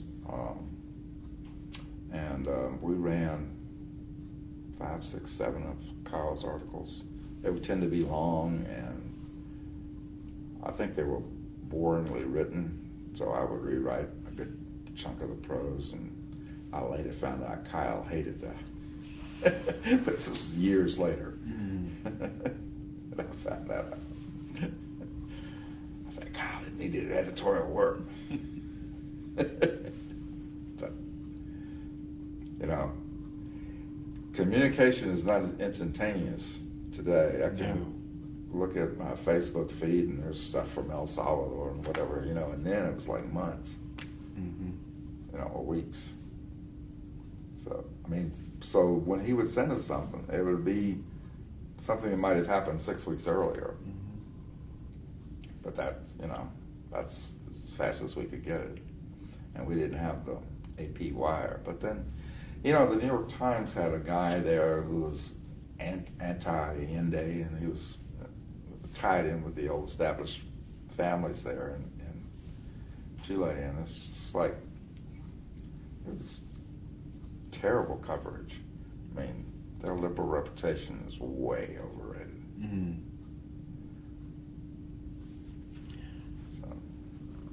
So apart from GI, writing on GI issues and then expanding out into some international, particularly Latin American coverage, what other things? Is that pretty much the extent of what you were writing on, and then doing tons of copy editing? Well, when I was doing the one of the things I was dissatisfied about with the paper was the level of, I guess, writing style, the level of writing style or whatever about rock and roll writing. I mean, most of it was just kind of like fanboy stuff. Oh, this band is great. You should go see them. I don't know. That's fine if you want to just tell me that. But I mean, for that to be the substance of an article, it didn't say anything. Although there were people who loved that. At any rate, I kind of taught myself to write about music because I was so dissatisfied with the level of that we were. And basically the content, trying to get a better content. And the interviews that we ran were pretty good. But I think the country music interviews that Gene did were far better than any of the rock and roll stuff that we did.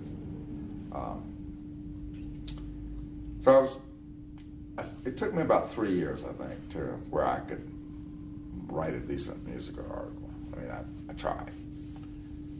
And I eventually got pretty good at it. But it's hard to describe, you know, at first I had to immerse myself in kind of like a lot of the background of all this and really learn it. But it's hard to describe in words a sound. And so you'll see a lot of writers who write about music, all they deal with is the lyrical content.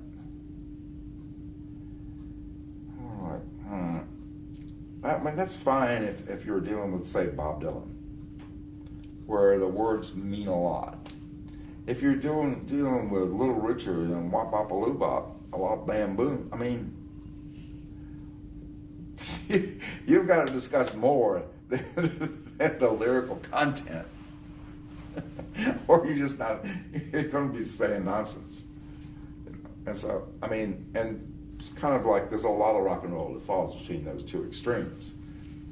You know, and it's difficult, I think, to have an appreciation of sounds and where they come from and the background and whether this guy is good or not, and you know, and saying, "Oh, this guy's great," you know, what a great riff, you know. I mean, that's kind of this just doesn't get you very far on the printed page, and so it took a while to sort of educate myself to be able to write and reasonably well about music itself.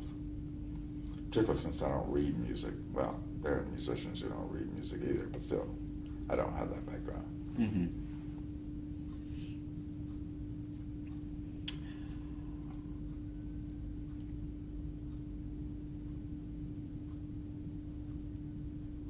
To go back to some other things that we've covered,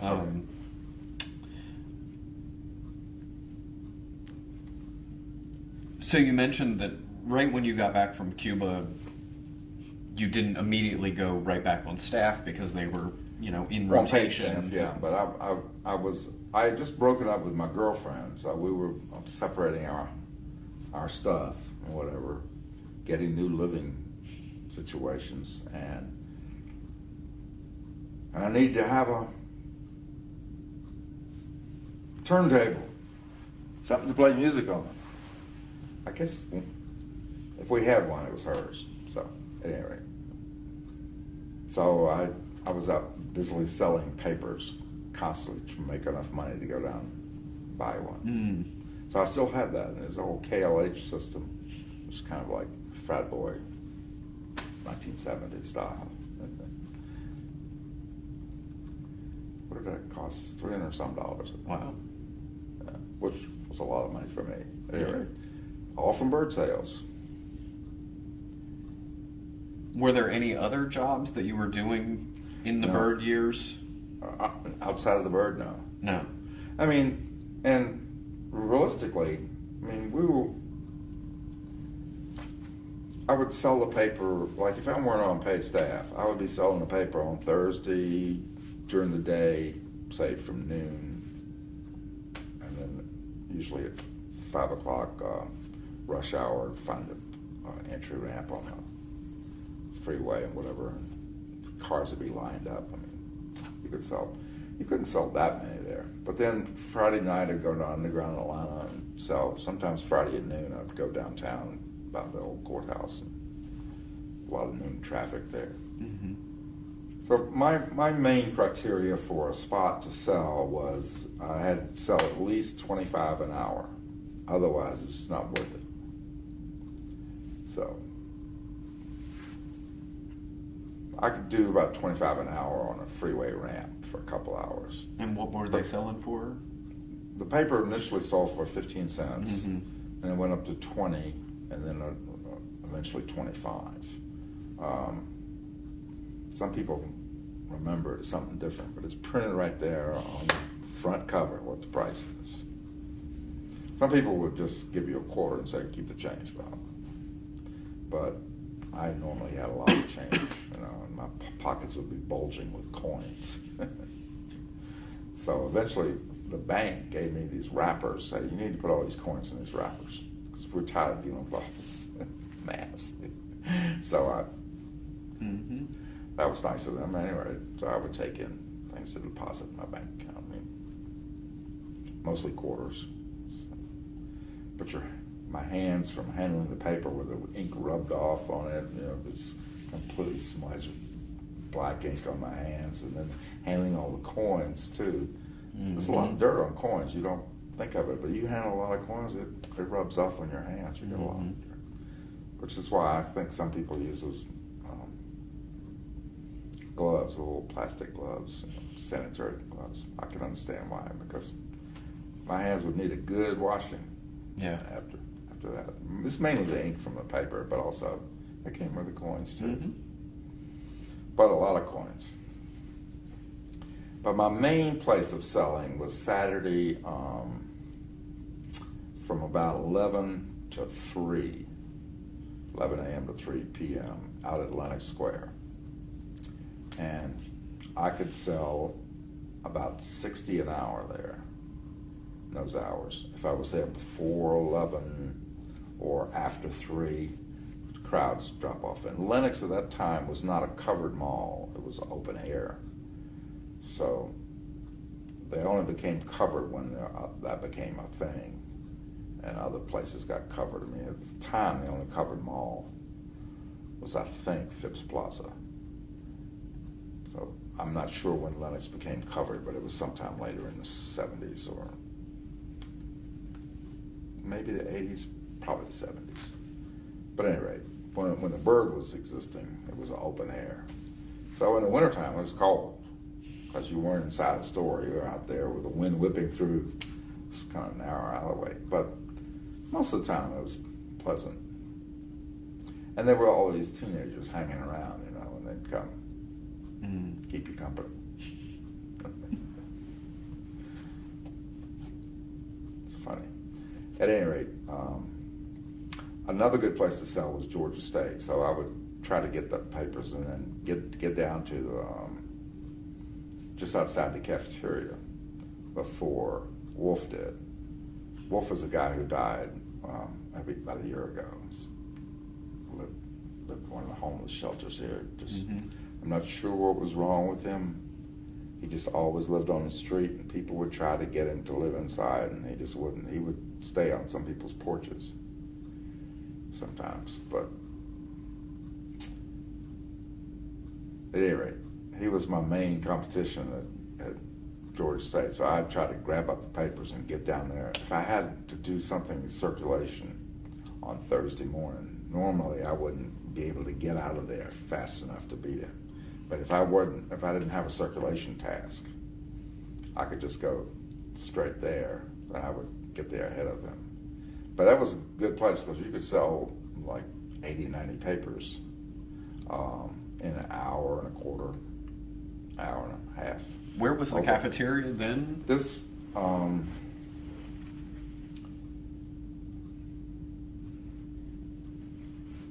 so what's this street here? Cortland or Washington? I think it's called Washington here. And well, Cortland runs right up. Yeah. By the municipal. This is an extension of Cortland where it becomes Washington. Goes up past. So it was across from the street from Sparks Hall. Okay. I'm not sure what that building is called. But anyway, there was a cafeteria in there. That's where everybody went to eat. I would stand right outside it all, basically in the stairwell. Noah Langdale was the president then, and he'd come by and say, hey. I'd try to sell him papers, say, no, thank you. But he was very pleasant.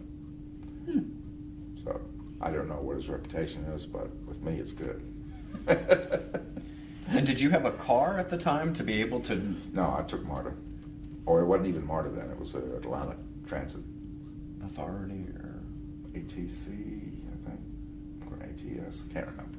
Yeah. Atlanta Transit System, Atlanta Transit Company, I don't know. Atlanta Transit of some sort. So you'd hop on the bus with a huge stack of. Yeah, it wasn't really. I didn't have a car. Occasionally I would borrow somebody's car, but I don't remember borrowing a car to go sell birds. I'd either walk, which I could walk to from a number of places, but usually downtown I would just go on the bus. And but then you'd have to walk several blocks from where the bus let you off. So it would probably be down Peachtree and then just walk from downtown. That's not that far. And would you just carry like a big bundle? Well, my girlfriend at the time sewed me this huge bag. So this is like a one-of-a-kind bag. It's made out of canvasy material, so thick material. I still have the bag, and I could carry about 250, 300 papers in there. So just carrying like 150 papers to Georgia State was not big. I would generally try to take 250 to 300 papers out to Atlantic's and try to sell them all, which I usually could do. And who was your girlfriend at the time? Was she involved with the This was Ann Jenkins. She's Ann Perry now. We had come down here. We'd gotten together at the Institute for Policy Studies. Both of us were students there in the fall of '67, and then we moved down here together in August of '68 to work on the paper. And she did a number of secretarial jobs. She didn't initially work on the paper full time, but later she was managing editors, layout editor, production coordinator, whatever. So those were full-time jobs at the Bird. But she worked some for legal aid under Robbie Doxson, whose daughter was one of my daughter's classmates in high school. I think she also worked at the ACLU. A number of people worked at the ACLU. Mm-hmm. Ann worked there, and Nan, she's now Nan Orrock, Roger Friedman. There may have been more. Gene? Gene later went to work for the Georgia ACLU. This was a Southeastern Regional office. Okay. That Charles Morgan headed up. Reba was his second lawyer there. The Georgia office was separate. That was run by Rusty Kitfield. I think that was her name. Gene would know. But anyway, he was her assistant, and then he took over when she left. Mm-hmm. And he was there for a good while. And then he got promoted up to like a national staff office in Washington. Mm-hmm. This was years later. And he's lived in the Washington area ever since. I'm not sure how long there was some big internal thing going on with the ACLU at any rate. He fell out with the winners of this dispute. And so then he's worked for a number of other things up there. I don't really know all that much about it, but he's stayed in that area ever since he moved up there.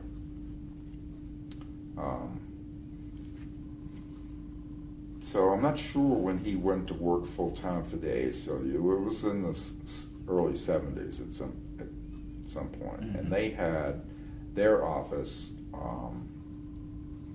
at 88 Walton, and we would sometimes use the conference room there for meetings and whatever. And there are a number of pictures in the paper of different things going on there.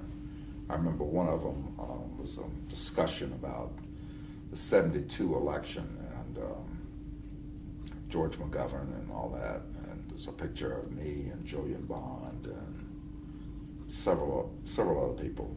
B.B. Smith, who was part of the McGovern campaign, I think. At any rate, several of us around a table discussing the election. Oh, and Vince Egan from the Socialist Workers Party. He was in that photo. Mm-hmm. There are a couple other people I don't remember. But the Bird was never in that building. Although we talked about going into that building at one point, but it would have been more difficult being downtown with limited parking. Mm-hmm. The thing about the different places where we had a place was that there was almost always street parking. So if somebody needed to, come there, they could park right on the street. Or, on 14th Street, we didn't really have off-street parking, but there was plenty of parking on 14th Street. On North Avenue, there wasn't parking on North Avenue, but you could park on a little side street across from the paper right next to the Krispy Kreme. And so there was always plenty of parking there. When we were on Westminster, that was a cul-de-sac on the east side of Piedmont, and there was always parking there.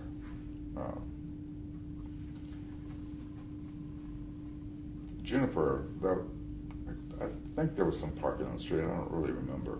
I forgot. I never had a car that I was driving to the paper from. If I took any vehicle at all, it would have been my bicycle. Mm-hmm.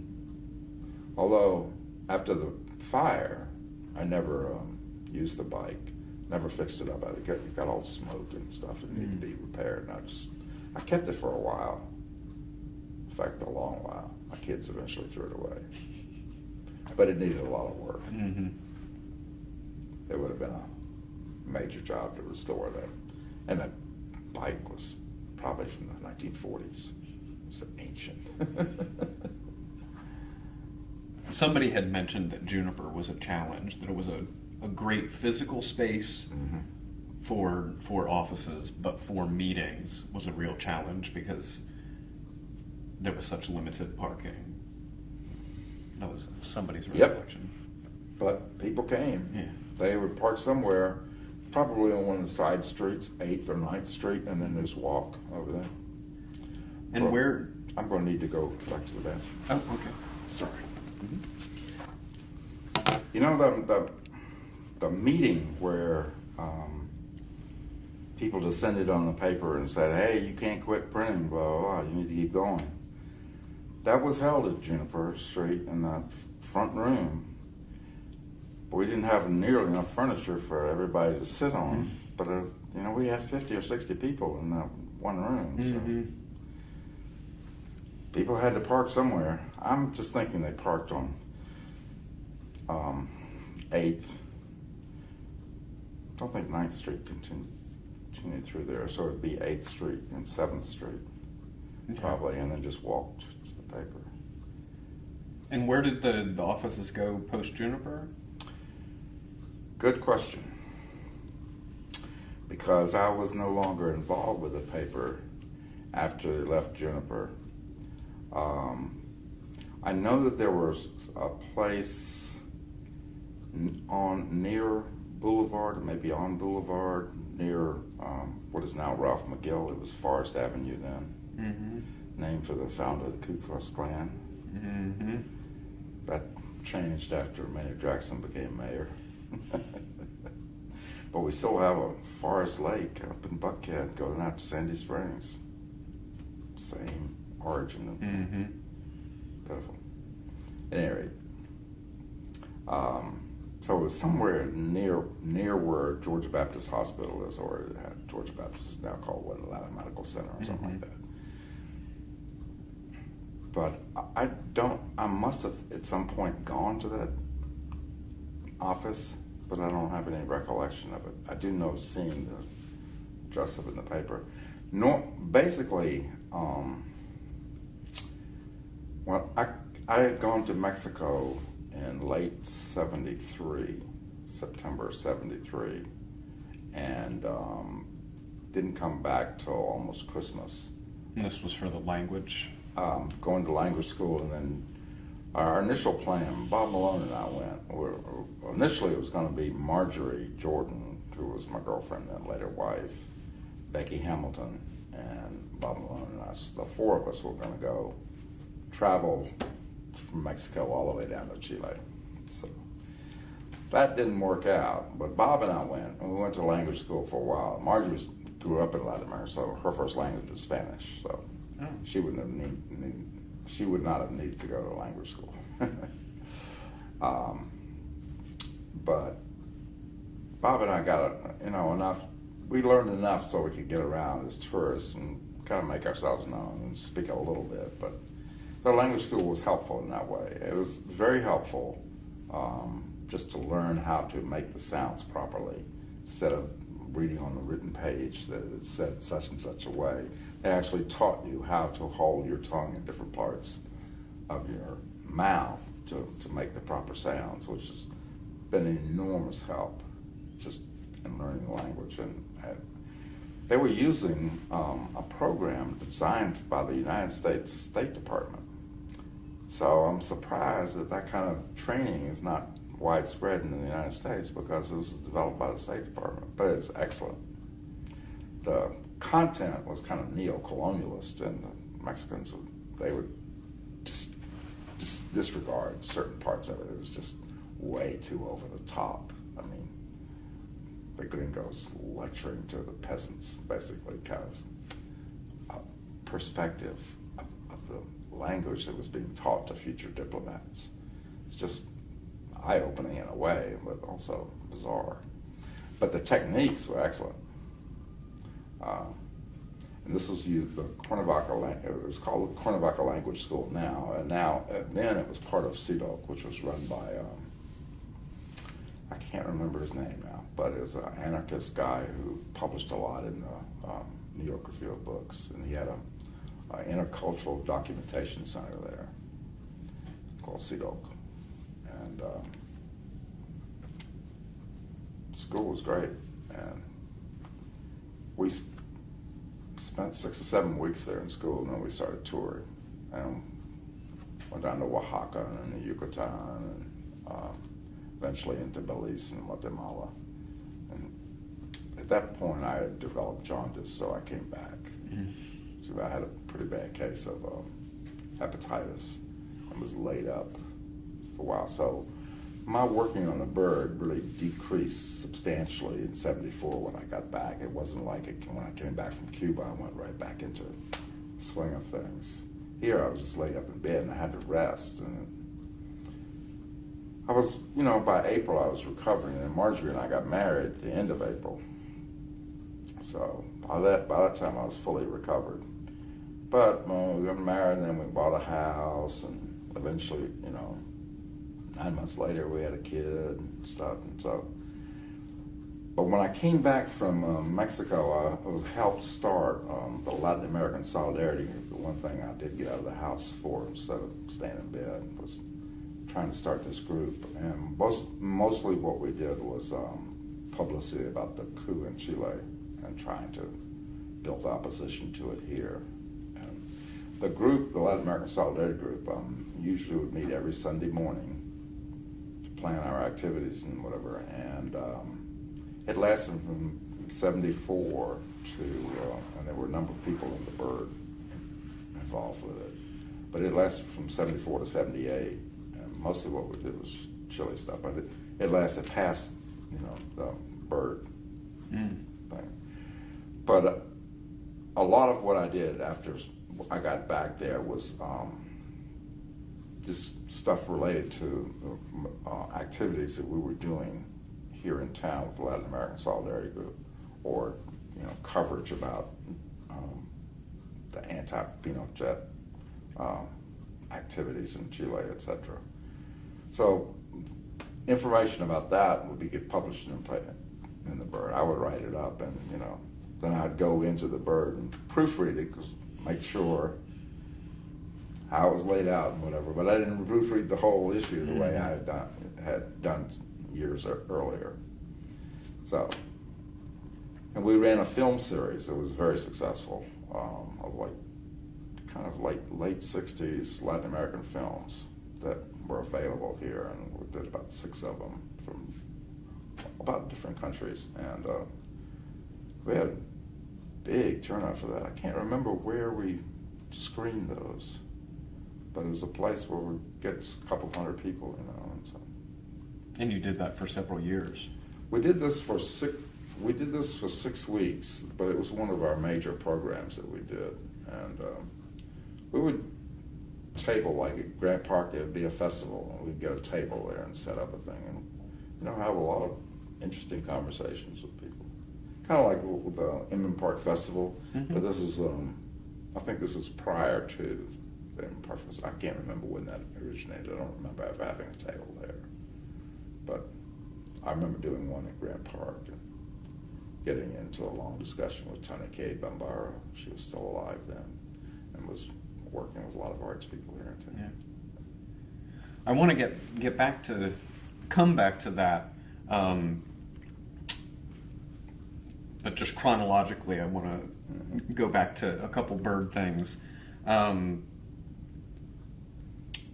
Just to fill in, if you can, on the moves, the locational moves. So, so there was the Forest Avenue Boulevard, and from there, was it to Little Five Points? And Stephanie would know that much more than I do, and Stephanie was part of that, and Teresa Sequels, and Cynthia Cameron maybe was part of that. Mickey Gilmore for sure was involved with that. Those 4 women would know a lot more about that than I do, because I was really kind of like only putting in stuff about the Latin American Solidarity Group. And I might have written a couple of reviews of rock and roll records, but basically, but when I got married and stuff, I kind of pulled back from the bird. Also, to go back a good ways to the major shift in the bird in '73, when a bunch of folks left and new folks came on. Can you say specifically some of the longer term people or more really involved people that left in 73? Gosh, if I look at the staff box, I could tell you who they were, but right offhand, I can't remember who did what, and you know, because some of the people who left were still participating editorially in the paper, but just, you know, they weren't on paid staff anymore, so they weren't around every day doing a specific job. But they were still part of the group that put out the paper. They just, you know, were part of a supporting group. The staff usually had like 30 or 40 people on it, of whom maybe 5, 6, or 7 were being paid. So, you know, and the people who would come to like the co-op meeting, it was always more people who were not on the paid staff than were on the paid staff. I mean, always. And even the editorial meeting, that was normally true. And aside from Rick and Liza, Of the new people? yeah, were they the main new forces? And They were some. Krista Brewer came in, but I can't remember whether she was right there at the beginning. I do remember that one of the major differences in coverage was trying to get more local news and more that kind of coverage. And John Jacobs did a lot of that, and a lot of that really increased after Maynard Jackson became mayor, which was in 74. He'd been elected in late 73, took office in 74. And part of the new group going into City Hall was James Bond, Julian's brother. And we had a long relationship with James, and John Jacobs in particular had a good relationship with him. So a lot of our coverage kind of reflected on James's point of view about what was going on in town. But it made it, but we had, you know, very good sources. You know, even though you might be able to quote somebody directly, we knew what was going on. And so our local news, particularly of City Hall, the quality of it and the quantity as well increased dramatically. But the paper was also, less of a hippie paper because that whole scene was just going away. So we were becoming more of an alternative paper. Now, still with the same radical politics, but the radical political movement no longer existed. The SDS had collapsed, and SOC, both of them collapsed in 1969. The other kind of, really after the McGovern campaign, there's really very little left in terms of like organizational things structured. The Black Panthers have been destroyed by the FBI, and then their own internal weaknesses. But there was, there wasn't the national organizations holding the movement together, as well as, things were changing rapidly. And in terms of Watergate, it was very difficult for a weekly paper to comment, and being so removed from sources in Washington, to have, much to say that hadn't already been said by John Chancellor or Walter Cronkite, on a daily basis on the national news. So I don't remember having too much about Watergate in the paper, but we might have had some. But I do know that the McGovern thing, we were kind of like half the way with George McGovern, Support him, but he needs to go much further. That was the kind of position we had, and there was a majority position in the paper, and I wrote up the article on supporting the McGovern campaign. But that was in 72. But after that, it was, I think, a lot of the coverage that we had in the paper in 73 and 74 dealt with a lot of local issues, and particularly after Maynard became mayor. There was just a lot of stuff going on with City Hall, and all trying to rein in the racial discrimination, whatever, the huge battles with the cops. There was a period of like 18 months where the cops had killed 27 people, 26 of them black, mostly shootings, and some of them were setups, that they were just enticing people into crimes and they'd shoot them. At any rate, Maynard Jackson was trying to get rid of the old racist police chief, John Inman, who lived right down the street from us when we lived on Seminole. I mean, it was 1 block away. And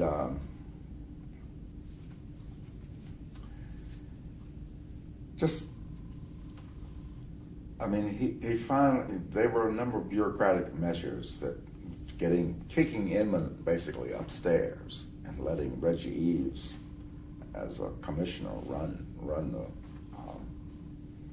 police department, whatever. And they started switching, did a lot of bureaucratic management, trying to unsettle the old established racist order.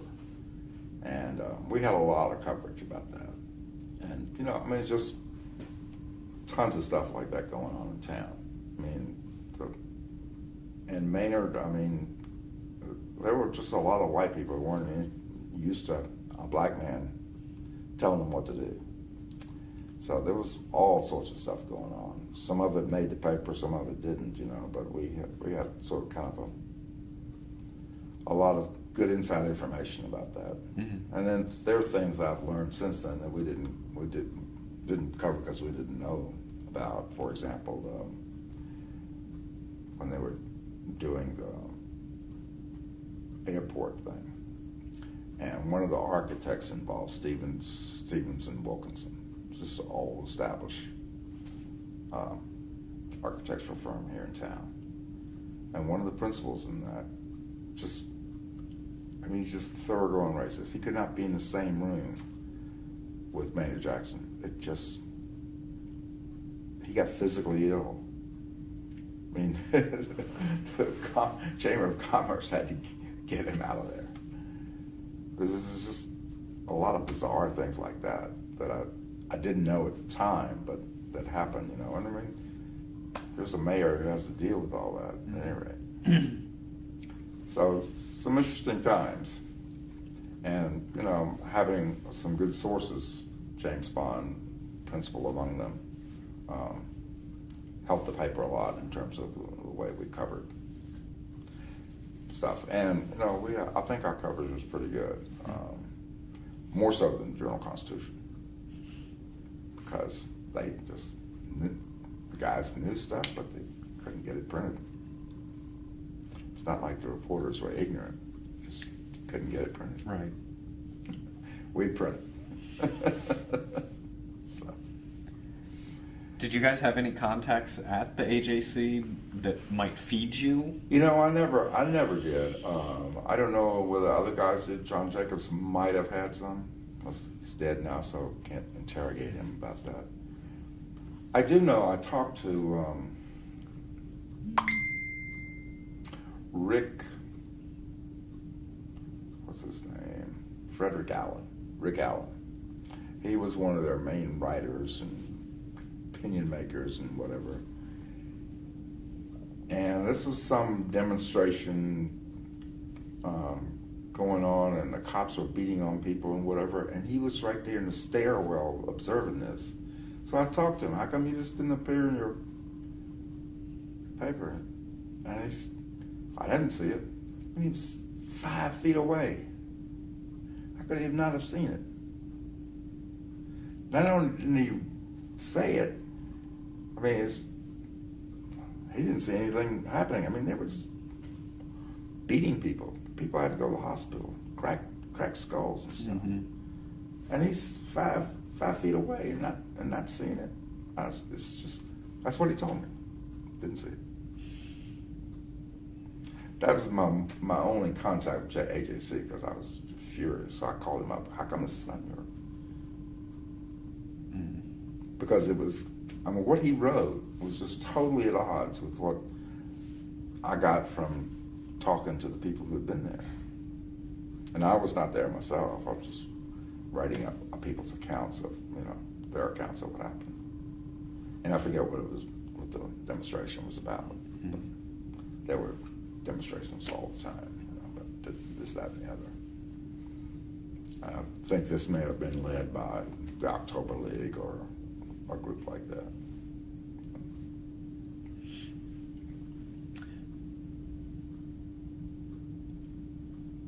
To go back again to the to Rick and Liza coming in, or maybe I'm misunderstanding that. Had they been involved for several years? Well, Rick had always been around. He was I mean, he and Neil Herring and David Jenkins and several other guys all lived over on or near Seal Place, which is right in Midtown, across like 1 block or 2 blocks south of Grady High School, on Monroe Drive. And those guys, you know, palled around a lot. They did a lot of stuff together. Most of them at some point or other worked with the Bird, or, you know, if not on the staff, were, you know, part of the group of people around the paper. Rick was part of that. He was also a childhood friend of Jim Skillman, who Jim never actually worked on the paper, but was part of the group of around. He was always a political organizer, SDS organizer, and then other Marxist groups after that.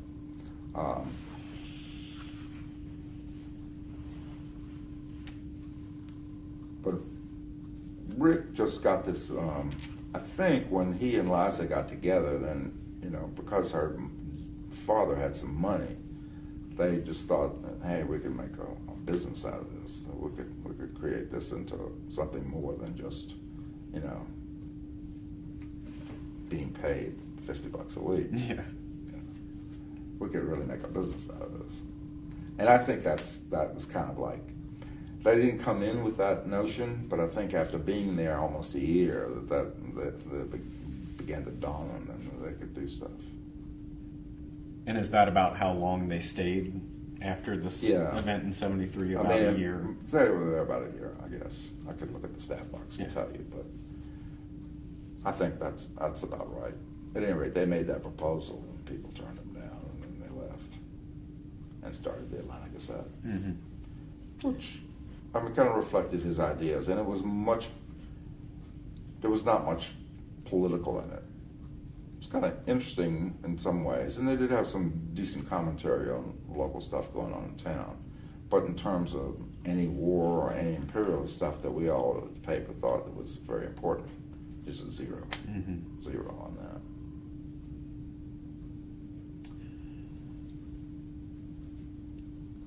And also to follow up, around the firebombing and the sort of theories behind that at the time. Right. And also mentioning the Black Panther Party, and just that dozens of people would show up to co-op meetings from all around, folks you didn't know. They were mostly folks we knew. Okay. But they might have represented different political perspectives. Do you have a sense that there was ever any agent provocateurs or you know, I folks thought trying about to that, infiltrate? and I just don't know. I never thought that we were in danger of being provoked into doing anything. Number one, we were pretty level-headed in those terms. We did have one person that we later found out was part of the Weather Underground, and she was interested a lot in the various things that the Weather Underground published. You know, so the underground papers all over the country would usually publish their communiques, and we did too. And sometimes we'd do like an overall story on bombing here, bombing there, bombing here, it's bombing everywhere, and blah, blah, blah. Somewhat uncritical coverage, but she was not somebody who manipulated people or whatever. I mean, she was just very nice, and she was trying to be quiet, as we later discovered. Now she's doing aromatherapy in Dallas. Hilarious. Anyway, so but she was never trying to provoke us into doing anything. The other person that I could, it's a guy named Jim Sundberg, but he didn't seem to have any politics. He just was a business manager for a while because nobody else wanted to do it, right? And he volunteers, and nobody seemed to know him. And he wound up stealing a bunch of money, like $3,000, something like that, which we never got back. And I don't think we ever pursued him. In retrospect, I think maybe we should have gone to court with him, but I don't know. I don't know what the evidence was, and whether it would have been enough to make a court case out of it or not. But those are the only two things I can think of. In terms of people advocating this, that, and the other, I mean, there were all sorts of political groups, some of whom would occasionally work on a paper. For example, the Socialist Workers' Party, which was not advocating anything illegal at all. But they were a group that had been around since the 30s, so the FBI followed them. And it's interesting, the one kid that worked on the paper, named Jim Schmidt, he died several years ago. But I got his FBI file, and it was very interesting. They followed him when he was at the paper here, when he was working in some community college in Miami-Dade, down in Florida. And then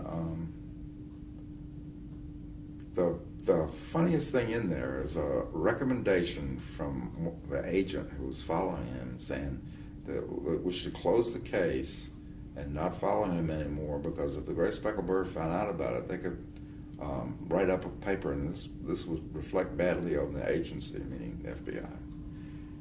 I'm going like, the FBI is worried about what the bird is going to say about it? This is really bizarre.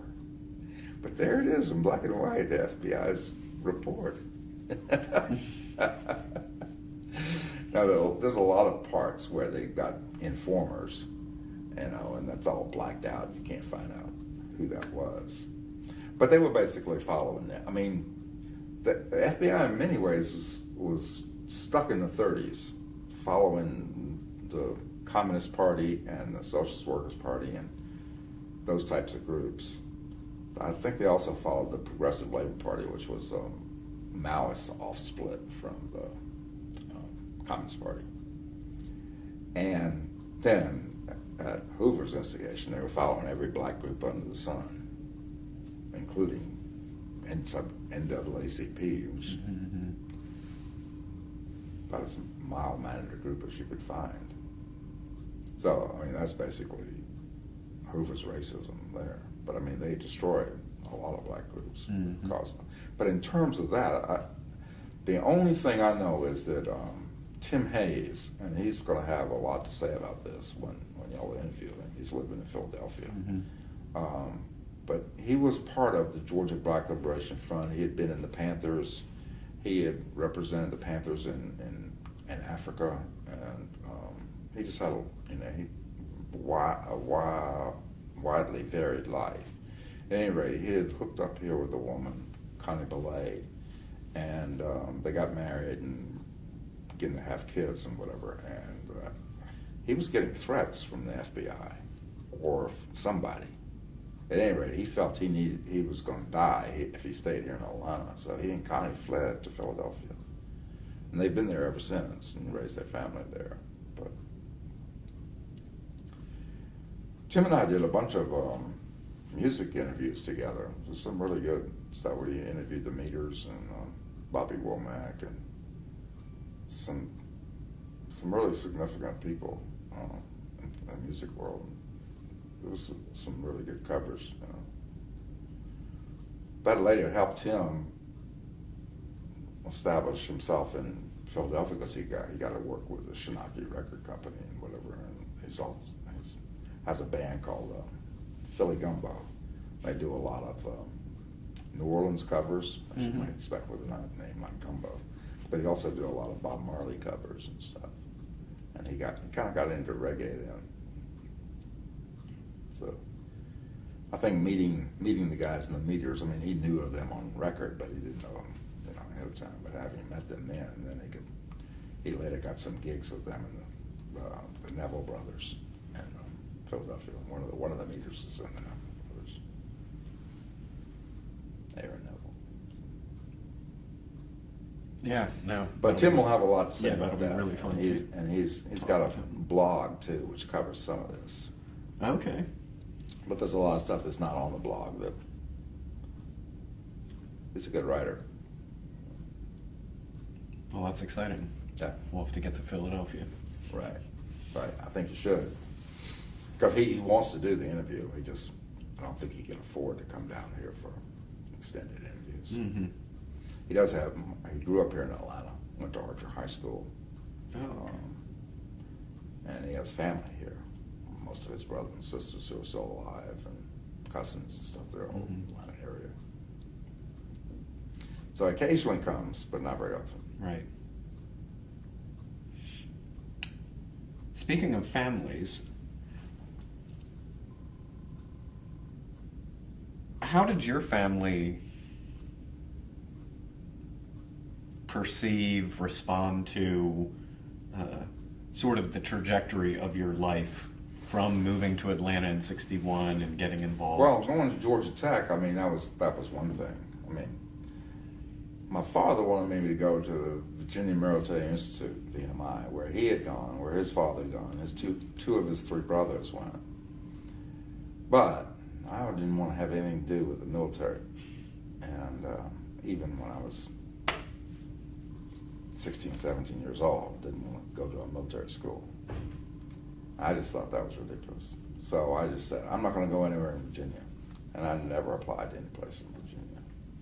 So I thought I would always go to NC State. But Georgia Tech made me, and I got into State and Tech and then Penn State, the three schools I applied to. So didn't have any problem getting in. But Tech made me a better offer. The co-op thing would have helped financially. So I came here to Tech.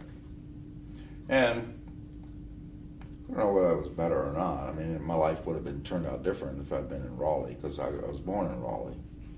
And so I have a zillion cousins there. So I think probably things would have been different. Mm-hmm. And then I don't know, how things, because once I got on the co-op program and was out there working in the field, I could see how boring, this kind of civil engineering is going to be.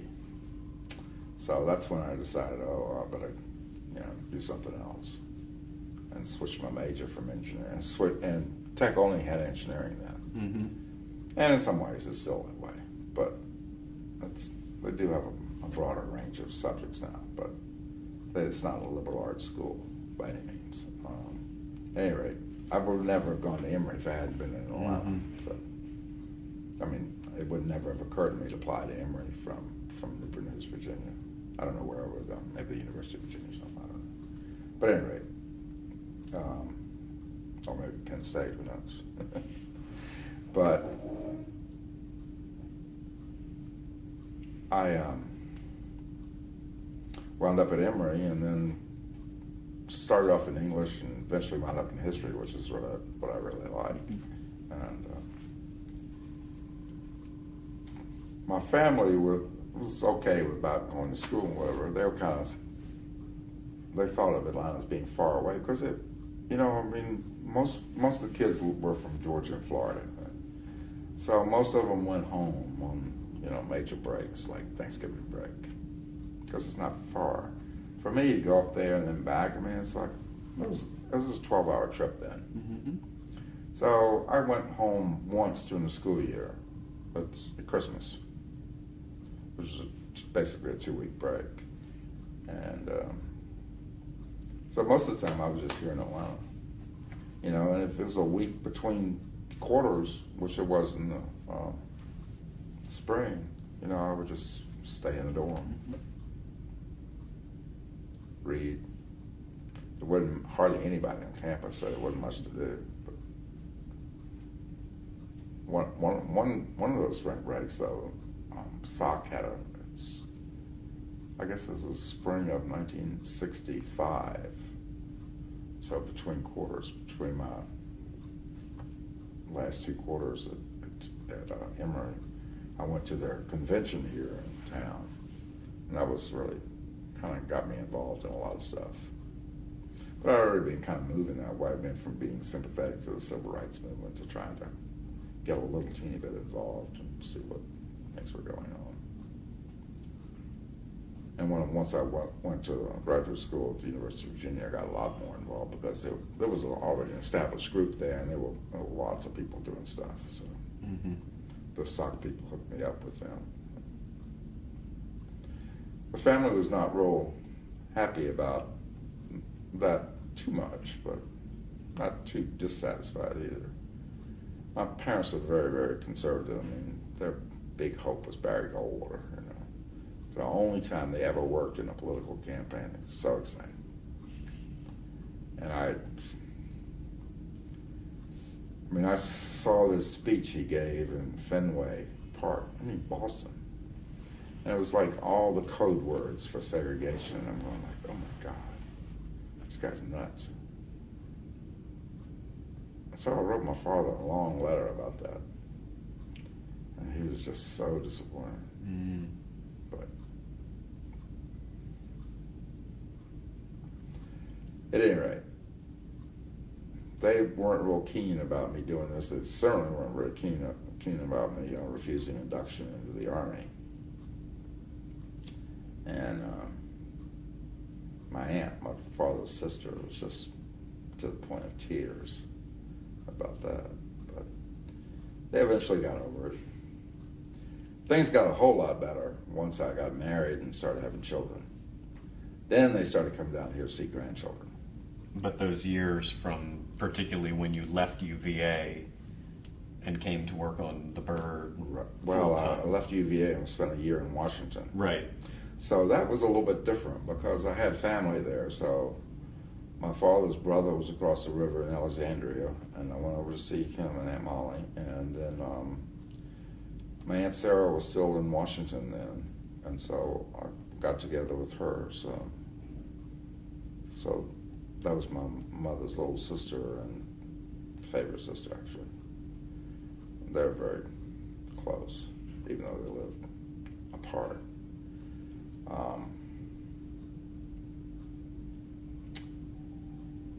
So it wasn't that, and my father's little brother was in Washington, where he found me.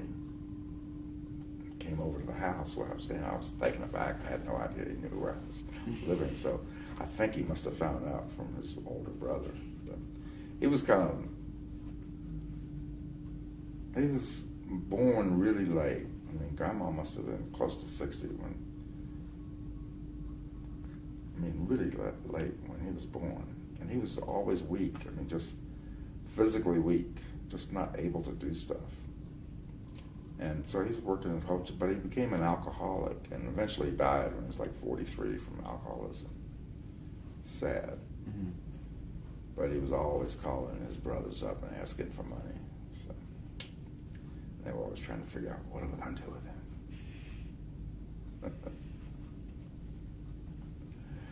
Anyway, he found me in Washington, and so he's over there. We've got a whole table full of people. We had, 8 or 10 people at supper every night.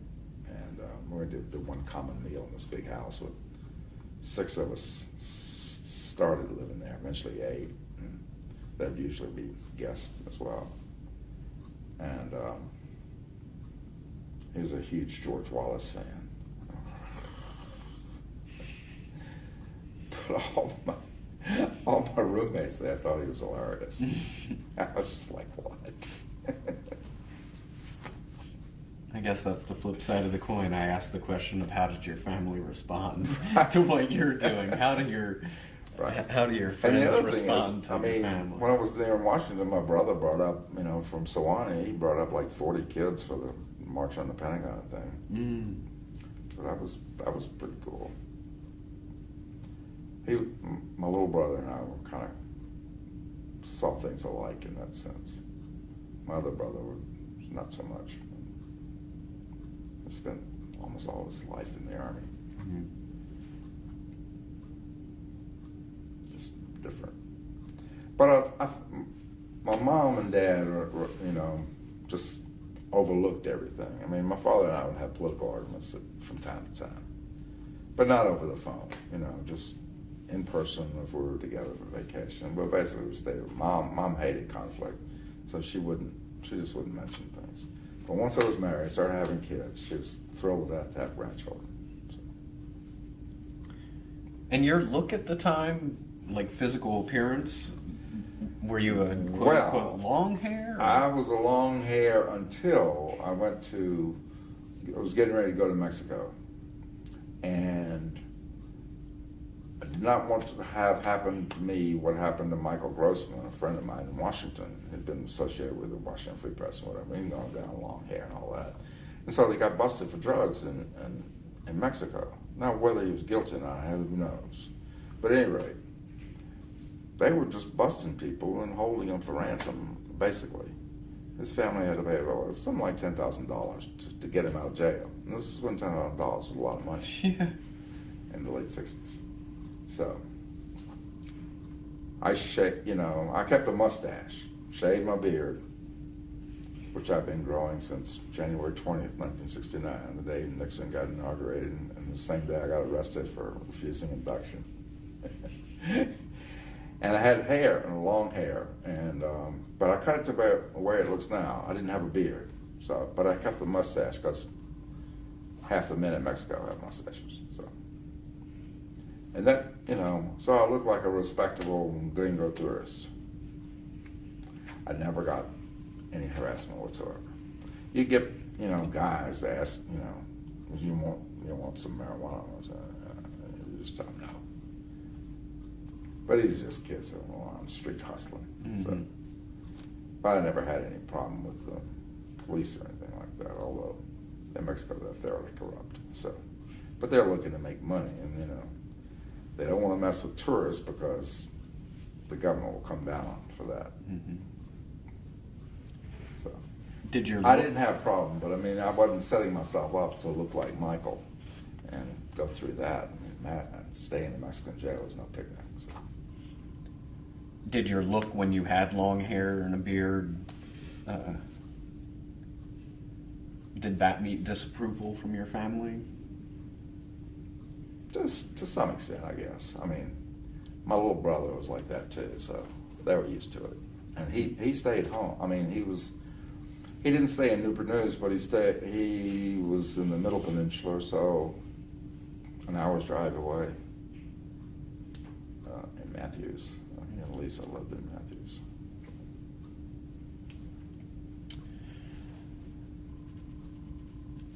So you go down to Mexico and go to language school and tour around and then get hepatitis and come back. Still trying to figure out where I got that. It might have been in Emilio Zapata, which is a little town in Chiapas, where we went to Day of the Dead thing. So that was Halloween night, and I ate some street food there, which could have been it. Who knows? Mm. I got food sickness 3 or 4 times. So when you came home and were laid up, did you already know that you were going to be pulling back from the bird, that things with Marjorie were getting... Well, we decided to get married, I guess shortly after I got back. And then, but I had to get well too. Mm-hmm. But we figured that it would happen by then. I was still well enough to go out and do some interviews. I interviewed Albert King, whatever. It's just, you felt weak, and if you try to do too much, you just have a relapse. Mm-hmm. And it wasn't like you were really sick, but it was just innervate. It's just like being innervated all the time, no energy. Mm-hmm. And so really, basically, I just had to keep myself from doing things because my natural impulse is to be busy. And so did that sort of force your hand to pull back from the bird, or did you already know, like, I'm not going to be on staff or an editorial role? Yeah, the bird was, I don't know, kind of like the whole political direction of the country was changing, and the bird was becoming a little bit more conservative than I thought it should be. And I thought it ought to be more oriented towards building a working class movement than it was. And a lot of the politics going on at that time, I mean, among all the different groups here in it, whether associated with the bird or not, were really kind of back-assward. I mean, just not really good. I look back on all that and the new communist movement, trying to build a new communist party and all that kind of stuff, and you're going like, okay, there were some good intentions here, but this is terrible. I mean, it was just a lot of wasted energy. And some of that's still with us today. I mean, the Revolutionary Communist Party that Bob Avakian started. I mean, good Lord. I mean, it's become a cult, which it's very sad. They even have a support group for people who leave it, which is just bizarre. But I mean, it's like all encompassing. And some of the people who were associated with the bird are still involved in that. Miller Francis, Lizzie Stearns. I mean, it's just kind of, I just don't understand. But at any rate,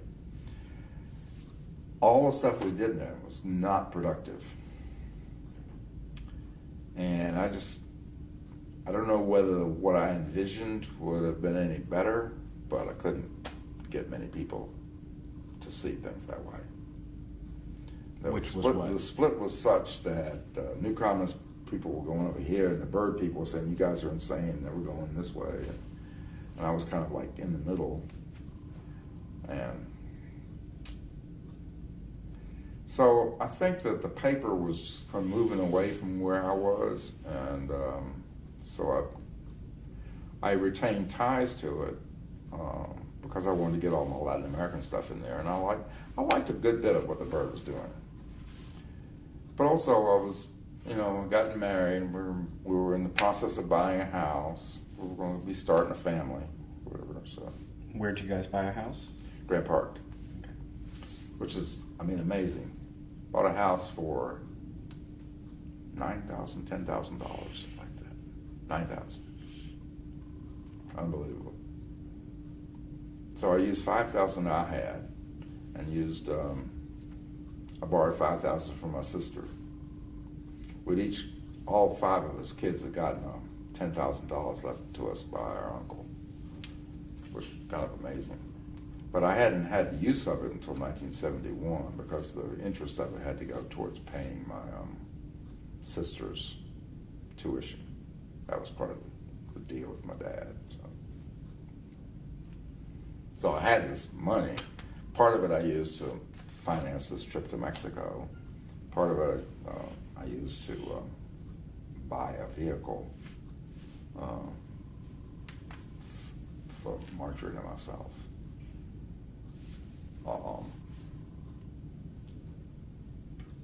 Then I think we saved out some of it for renovations of the house. Anyway, we put $5,000 down for the house, and then the other $5,000 to buy it came from my sister. So you guys bought it outright when you bought it? We bought it outright. And then, after 4 years with 2 kids, we decided we needed a bigger house and a better house.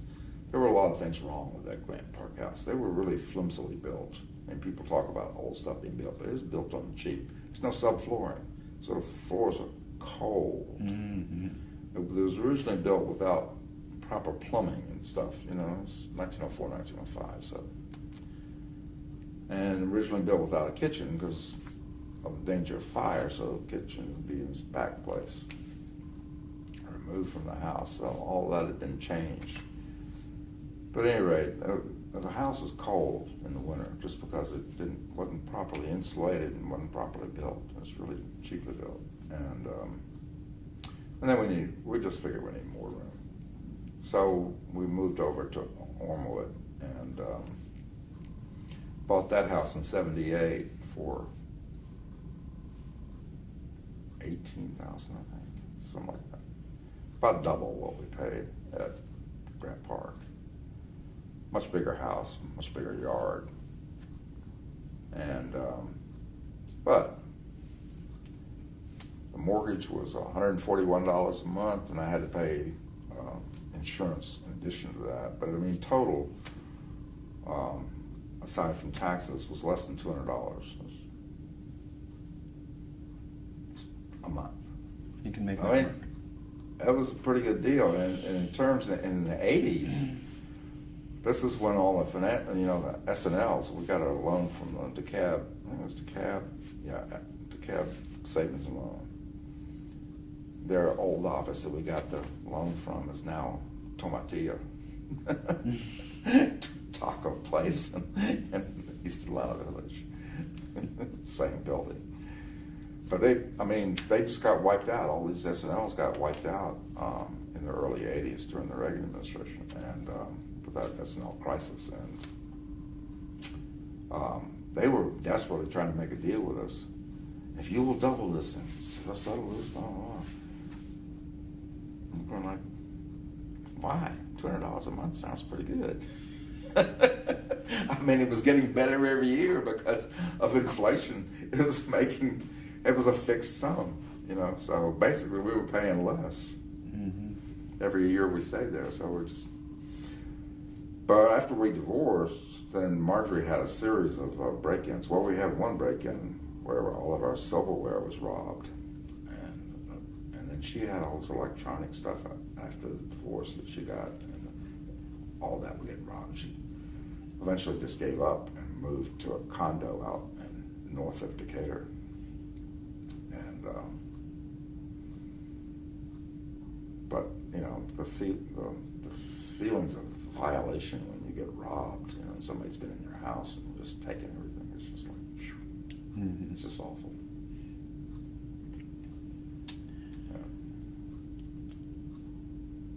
So when you get back and you're working along in Latin American Solidarity Group, I take it that was an unpaid sort of... Oh yeah, we were a group of people who were interested in Latin America. Some of us worked on the birds, some of us didn't. Some of us were part of, like there was a guy, Pedro Pang, who was a student at Georgia Tech, and his wife, Elisa, who were from Brazil. His family had left, some of his family, he was born in Hong Kong, but they were in the process of leaving China in 48, 49, same time my grandfather left China. And Pedro, his real name is Peter Ho Pang. And so he was given, his real name was an English name, so I don't know whether that was because he was in Hong Kong or not. But anyway, in Brazil, he was Pedro. And we always called him Pedro, but his real name is Peter. But he was part of the group, and then there were some Chilean refugees, people who had been heavily involved with the MIR, the movement of the revolutionary left, which was kind of the main group to the left of the Allende, the socialist and communist parties. And they were here in town. It turns out the father of one of them, Oscar Gaya, his dad had been in the Air Force there and had tried to make a coup for Allende in the late 60s. And then part of the deal was, he got kicked out of the Air Force or whatever, so without having to go to jail much in Chile. At any rate, so the CIA didn't trust him, so apparently they planted some drugs on him or whatever. Some people think that he was actually involved in drug dealing. At any rate, he got busted in Miami or something. He had a private aviation firm, having been in the Air Force. And so he was in the Atlanta Federal Pen, so that's why Oscar and his wife, who was from Puerto Rico, came here and lived here for a while his dad was still in prison. Then he served his term and then got out, and they went back to Santiago. And then there was a mysterious plane crash where Oscar's father and his brother crashed in Santiago. And it's kind of, I don't know, what the circumstances were. It seemed suspicious. Mm-hmm. At any rate, he was well known as being anti-Pinochet, so, and being an old military guy. And in Latin America, those old military guys, whether they're in the service or not, with all their classmates, they, atanda, as they call it, they all keep in touch forever. That's just like, in Guatemala, there was one of the guerrillas, or two of them, who were fighting against the regime. Their tanda had a yearly meeting. So they would come, out of the jungle, to Guatemala City, get together with all their former classmates and whatever from the military academy, all have a great time, and they go back to fighting each other. Completely bizarre. Yeah. But I mean, it's not unusual. Mm-hmm. I mean, it's unusual to have guys join the guerrillas, but still, these guys keep those ties for a long time. So, in some ways, he was protected and whatever. So, other people think, well, the CIA must have had something to do with it because his fellow military guys wouldn't have done that. They would have shunned him aside, but they wouldn't have killed him. That's what the major thinking is. But of course, with Pinochet, you don't know. I mean, there were some pretty nasty people in that group. Mm-hmm. So the Solidarity group right. was largely doing events and discussions, readings. We didn't do so much reading. I mean, we would individually do it. We didn't really have like book reading clubs and that sort of thing.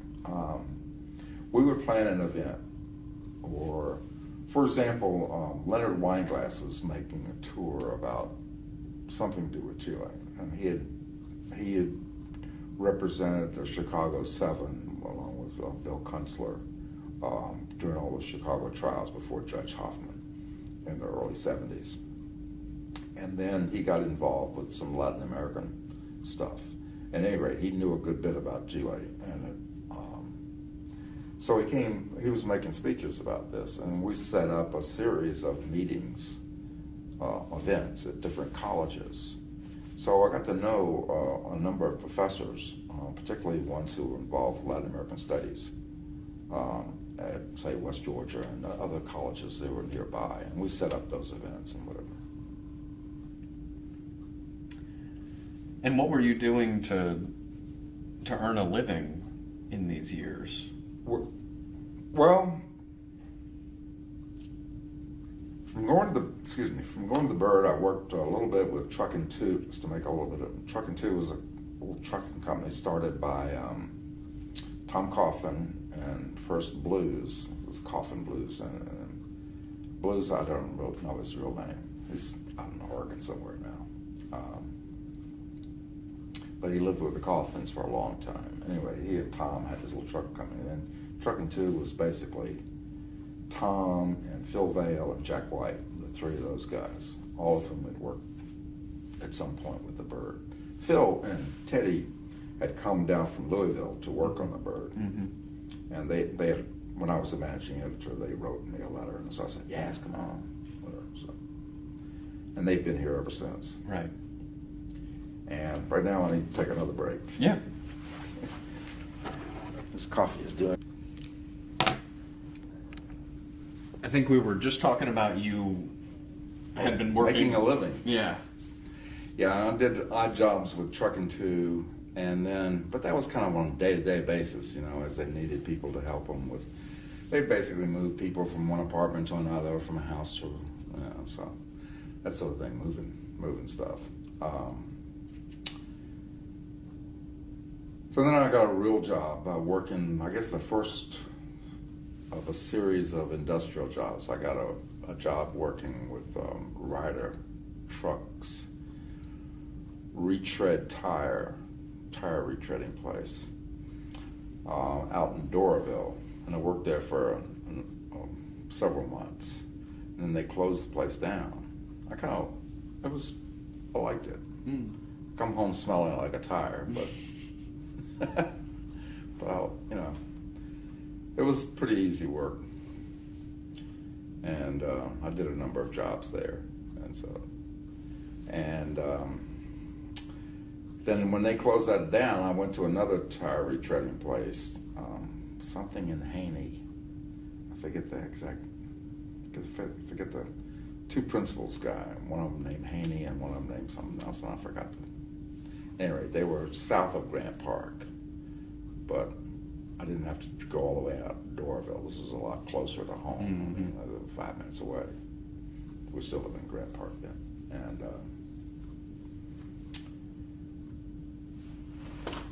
and then I left that job and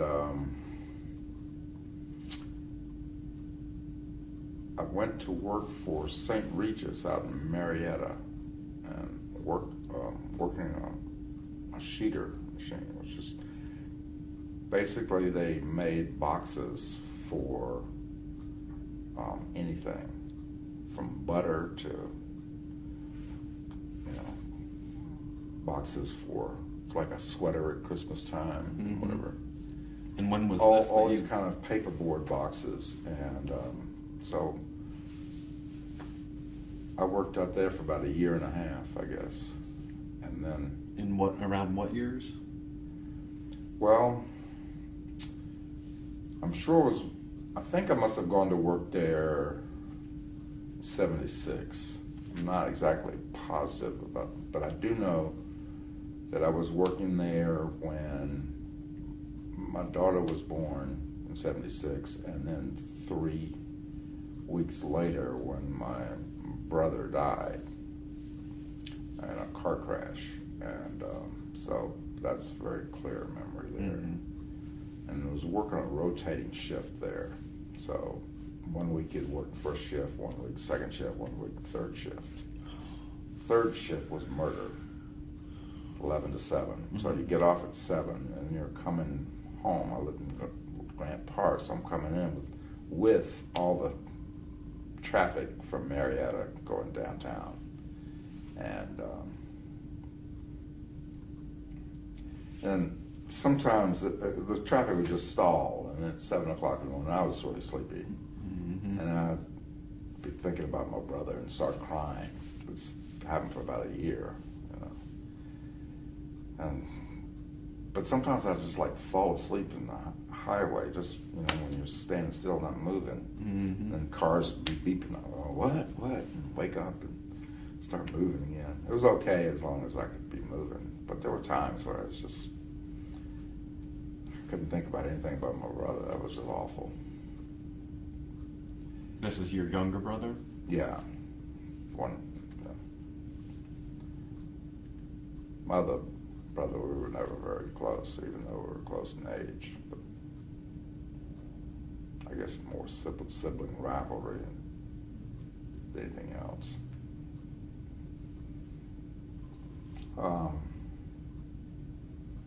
So I was still working there at St. Regis in '76, and at some point in '77, I quit because this political group that I was associated with wanted me to edit a paper called Southern Struggle. They had just taken over the remnants of an organization that had been headed by Ann Braden for a long time, the Southern Conference Educational Fund. Mm-hmm. So they were still keeping that name, but they were trying to make it into a Southwide membership organization, whatever.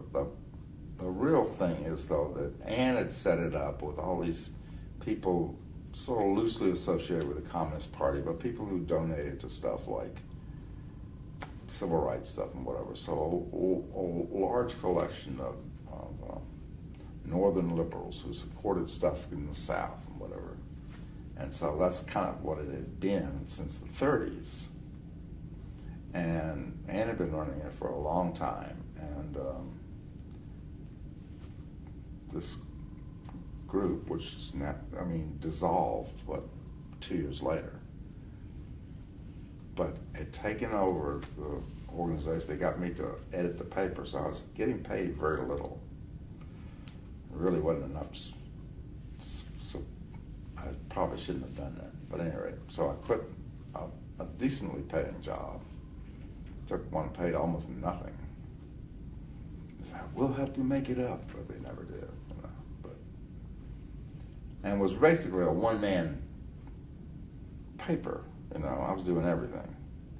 It wasn't like we had a big collection of people. I mean, there were people who would contribute this, that, and the other, and certainly helped out in writing something, but I was doing all the jobs. And that was just way more than I bargained for. And we can taken over this little storefront in over by Ferguson Park on what is Stewart Avenue then. That's now Metropolitan Parkway or whatever it's called. They changed the name of the street to upgrade its image. Didn't work. Mm-hmm. But anyway, that's why it's changed to Metropolitan instead of Stewart. But at any rate, this little place, it was just a run-down storefront. We can try to convert into offices. The building is still there. It's been used. Somebody's actually fixed it up. We did a little bit of fixing up, but we didn't have money to do a major overhaul. At any rate, it was an okay office, but I didn't really enjoy going there much. I did that for about a year and a half. Then I decided, I got to get out of this. So I knew, the business at St. Regis, so I went trying to get a similar job, and I eventually wound up at Stone Container out in Lithonia. Worked there for a while, and Marjorie got me to quit because they had me on the midnight shift, and she didn't want to be at home alone at night. So. Mm-hmm. And were both of those jobs doing production work, or? Yeah, it's industrial production of a limited sort. I mean, the Stone Container was making a lot of, not so much paperboard as St. Regis did, but a similar paper products type thing. It's a bigger operation. St. Regis is a big company. Both of them big companies. Are just small, plants. Mm-hmm. The one in Marietta had actually moved up here from Florida and was trying to get reestablished here.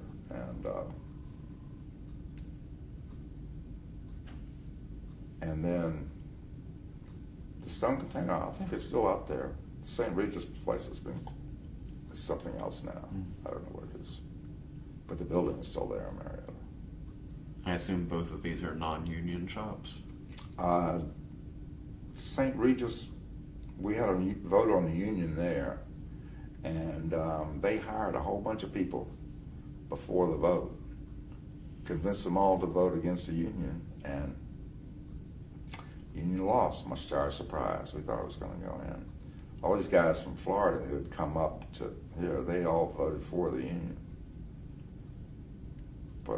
And then, as soon as the union got voted out, they fired all these new hires. These are people who they hardly had enough work for them to do, and not even make work. They were just hiring them to keep the union out. Mm-hmm. I don't know. There was already a union in Stone Container. Okay. Who was the union that you guys were part of? I don't remember. I was only there a few months. And, wait a minute, I left out a job here. Before I went to Stone Container, I worked at Greif Brothers in Tucker. And this was after I'd left the paper. And yeah, that's where I went. And there was a Firemen and Oilers, International Brotherhood of Firemen and Oilers, had a catch-all division in the Atlanta area, which represented a whole bunch of. They had one business agent who took care of about 18 or 20 different small shops. I mean, we had about 60, 70 workers there at Greif Brothers in Tucker. But there was one shop, I don't know what side of Atlanta, had like 9 workers. I mean, these were all small shops and all represented by one guy.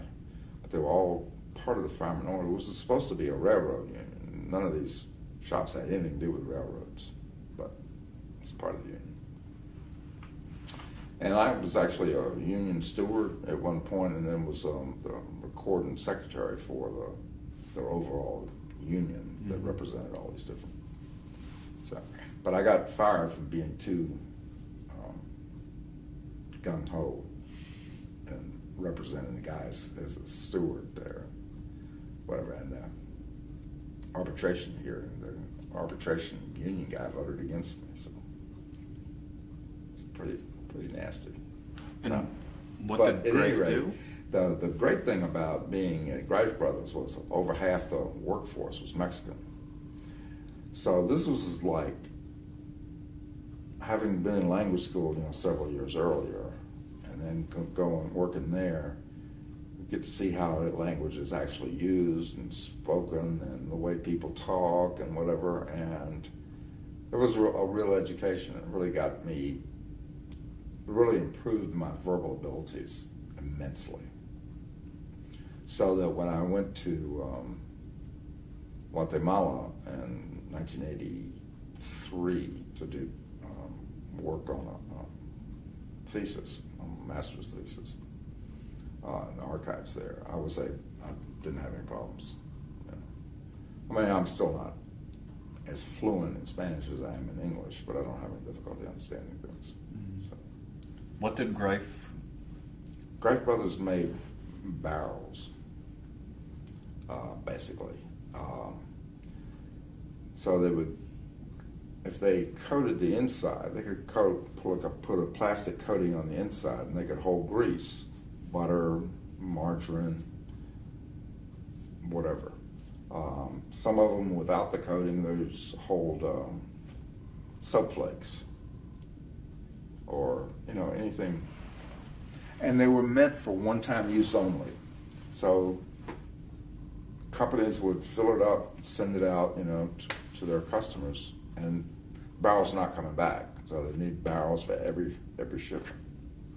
Now, whether that's a good use of resources or not, I don't know, but I think probably there's only so many times you can use a barrel before it deteriorates, and they were basically built for one-time use only. Mm-hmm. They were pretty sturdy, and a lot of us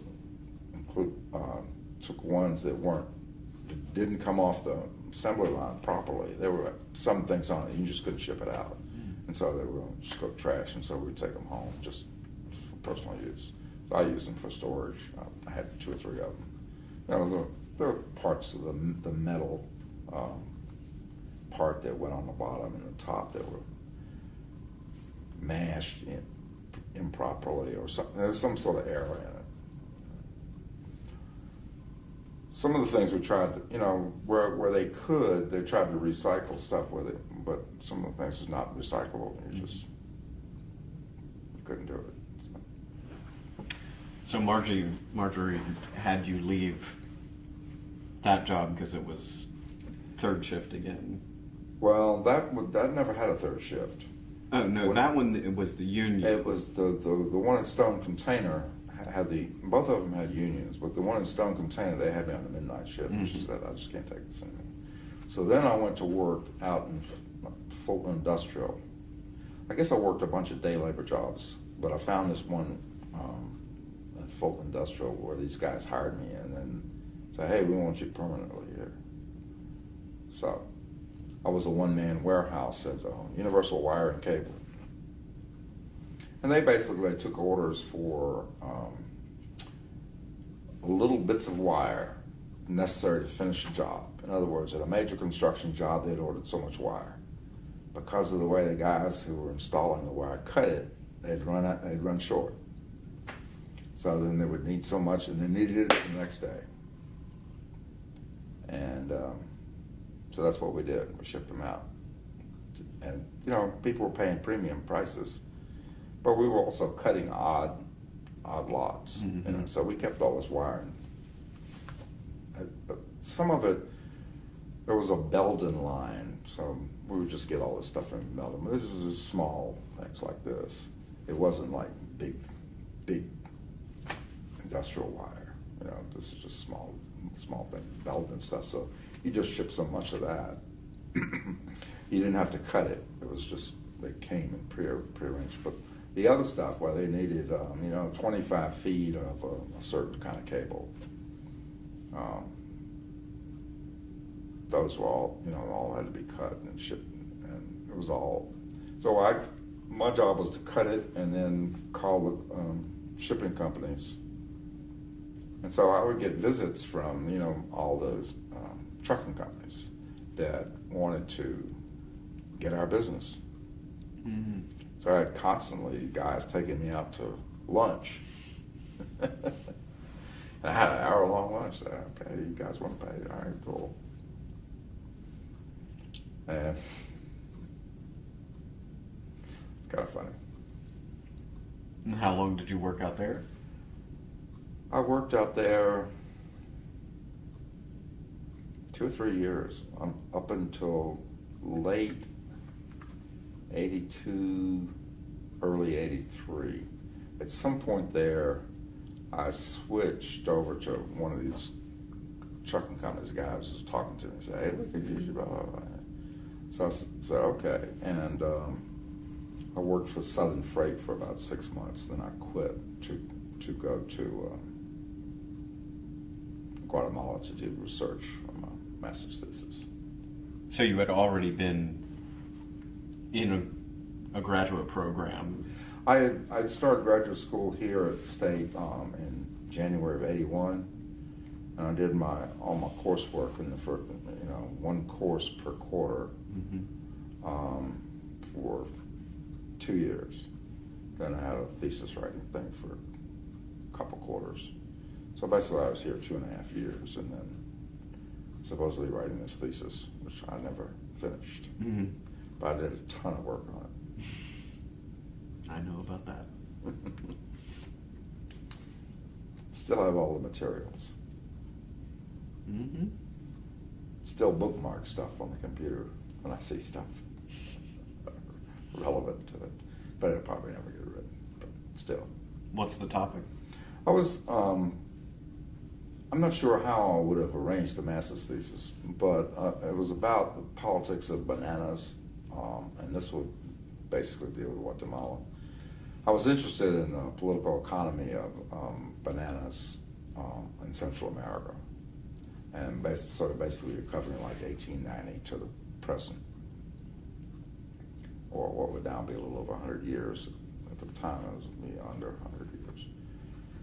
The only good comprehensive history of that was written as a doctoral thesis at Columbia in 1935, or published in 1935. It's probably written a year before. And it was published actually as 2 books. I forget the writer, but he published one in 1935, and then he wrote one on the social and economic aspects. So the 1935 one is the main work, and it's more about the politics of it. And the other thing has some supplementary material that he published a year later. I don't know why he didn't put the 2 together, but maybe his doctoral advisors wanted him to only have certain material. Anyway, is a lightly revised thesis that was published. And it's heavy on the stuff that's leading up to 35. So say from 25 to 33, there's a lot of stuff. The stuff prior to that is a little bit sketchy. But I mean, it's the only one, to my knowledge, at that time when I was investigating it, and I have never seen anything since, that's comprehensive about the political economy of banana trade in Central America. And there were things I would have written differently, but it's good for what it is. And you would think, with people saying all these things about United Fruit and how heavily they were involved in making coups in one country after another, that there would be a comprehensive book. And there are books about 1954 in Guatemala, or there are books about aspects of the banana trade in Costa Rica, but they're not. There's nothing that's comprehensive about the whole era. Mm-hmm. It's waiting. Yeah. And the other thing that really struck me when looking at it is that most of the stuff written is heavily written here in English with mostly English language sources. They would do some in Spanish. And then there's a few works in Spanish on it, which would cite a few English language things, which most of their sources are Spanish. But there's very little archival work. A lot of what they were citing were like the seniors' theses written by seniors graduating from a university in Guatemala City or in San Jose, Costa Rica. Which they have some good material. I mean, these students, but these are 21-year-old kids. Mm-hmm. These are not professional historians. And they're not going to other sources. I mean, a few government reports and stuff. But I discovered on the next to last day, I was in a whole cache of documents that had been gathered in 47, 48 by the revolutionary government in Guatemala. Had sent all these kids out doing interviews and gathering material and whatever. And all these reports, tons of reports from all over the country, but a lot of them from banana country, and stashed, still with their original wrapping, around where it was stashed in 1949 probably. Still there in the archives. It was sitting in a hallway. The archives in Guatemala, I mean, it's bizarre. But anything that is after independence is highly controversial. I mean, you would not think that 19th century stuff would be highly controversial, but it is. If you have colonial stuff, because that's against Spain, no problem. All of that is easily accessible, it's well cataloged and everything. Everything else, everything after 1821 is a jumble. It is a mess. And these things, they weren't even cataloged. Mm-hmm. But I was seeing copies of them in some of the court documents that I managed to find there. So I was going through there's a special court set up to deal with all these labor disputes. And I was going through all these court cases. And attached to a lot of court cases were a lot of documents about different conditions and whatever. Company documents, court transcripts, and all. I mean, there's some really good stuff there that could be used. But then the raw material of going out and interviewing, peasants and whatever else, and all the banana workers and whatever, just stashed, just sitting on there. I'm like, what? Gold. I mean, it would take up about this table out here, mm-hmm. and it was, and about this high. It would take months to go through all that. But, I mean, fascinating. Mm-hmm. Would have been, never been touched. I don't know whether that's, I heard that the banana company down in Panama was trying to get rid of some stuff. They had a whole leaking warehouse full of old documents and going to throw them away or something. And I'm not sure what happened to them. It's a good project for somebody. Yep. I think Tulane was able to rescue some of them for its library, but I don't know. It's amazing. So you worked on this for a while. Yeah, I worked on that for 3 months, and then I came back and needed to get a real job to support my family. And I tried a bunch of white-collar jobs and couldn't get it out. Doing office work type of stuff? Yeah, just, I was overworking in a factory. I didn't want to work in a factory. Mm-hmm. At any rate, so I applied at Coop Rock to do proofreading. They do bond work, and it's all very detailed stuff. But they said I had too much education, that I wouldn't be happy there, that I would want too much money, blah, blah, blah. We didn't even discuss money. There's just too much education to be a proofreader. Are you crazy? But they were serious. Mm-hmm. They wanted a high school graduate that could go through it. Wow. This is 1983, 84. is that? No, it was 83 because it was fall of 83. At any rate, I saw an advertisement about driving, so I said, okay, I can drive.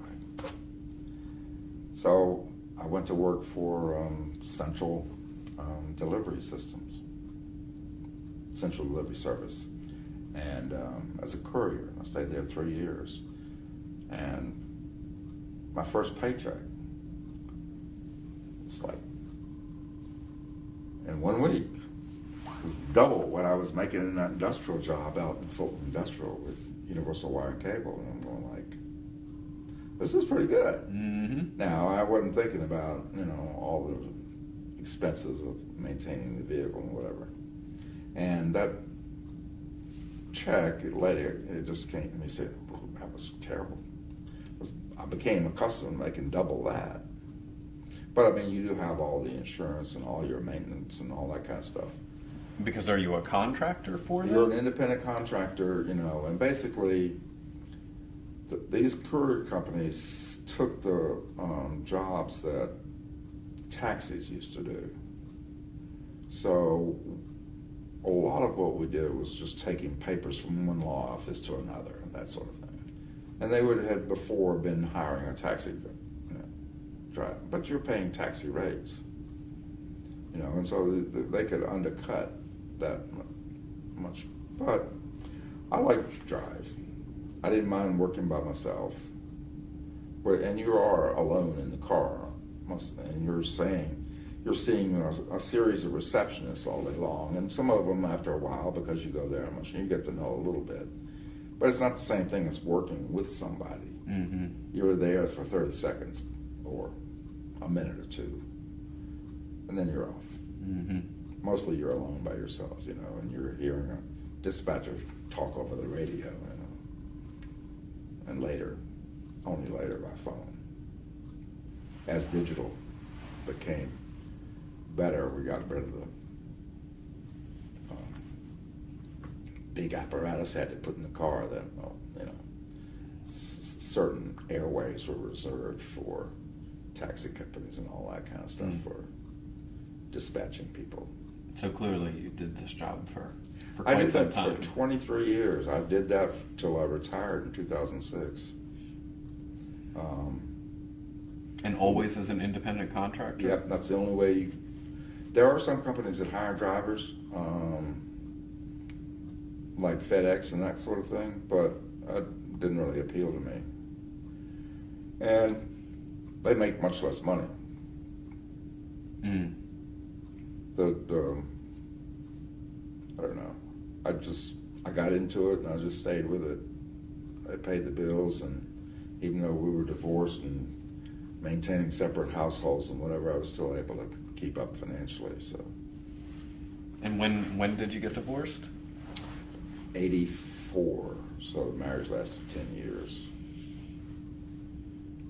We had been together about 2.5 years before we got married. And you have two kids? 2 kids. One born 74, the other 75 76? and 76. Okay, 75, 76. Yeah, we got married in 74, and then Will was born in February 75. And your daughter's name? Maggie was born in 76. Okay. And they're both still here in town. So. Nice. Yeah. So as a contractor, you had to handle all your own medical coverage and All that. Yeah.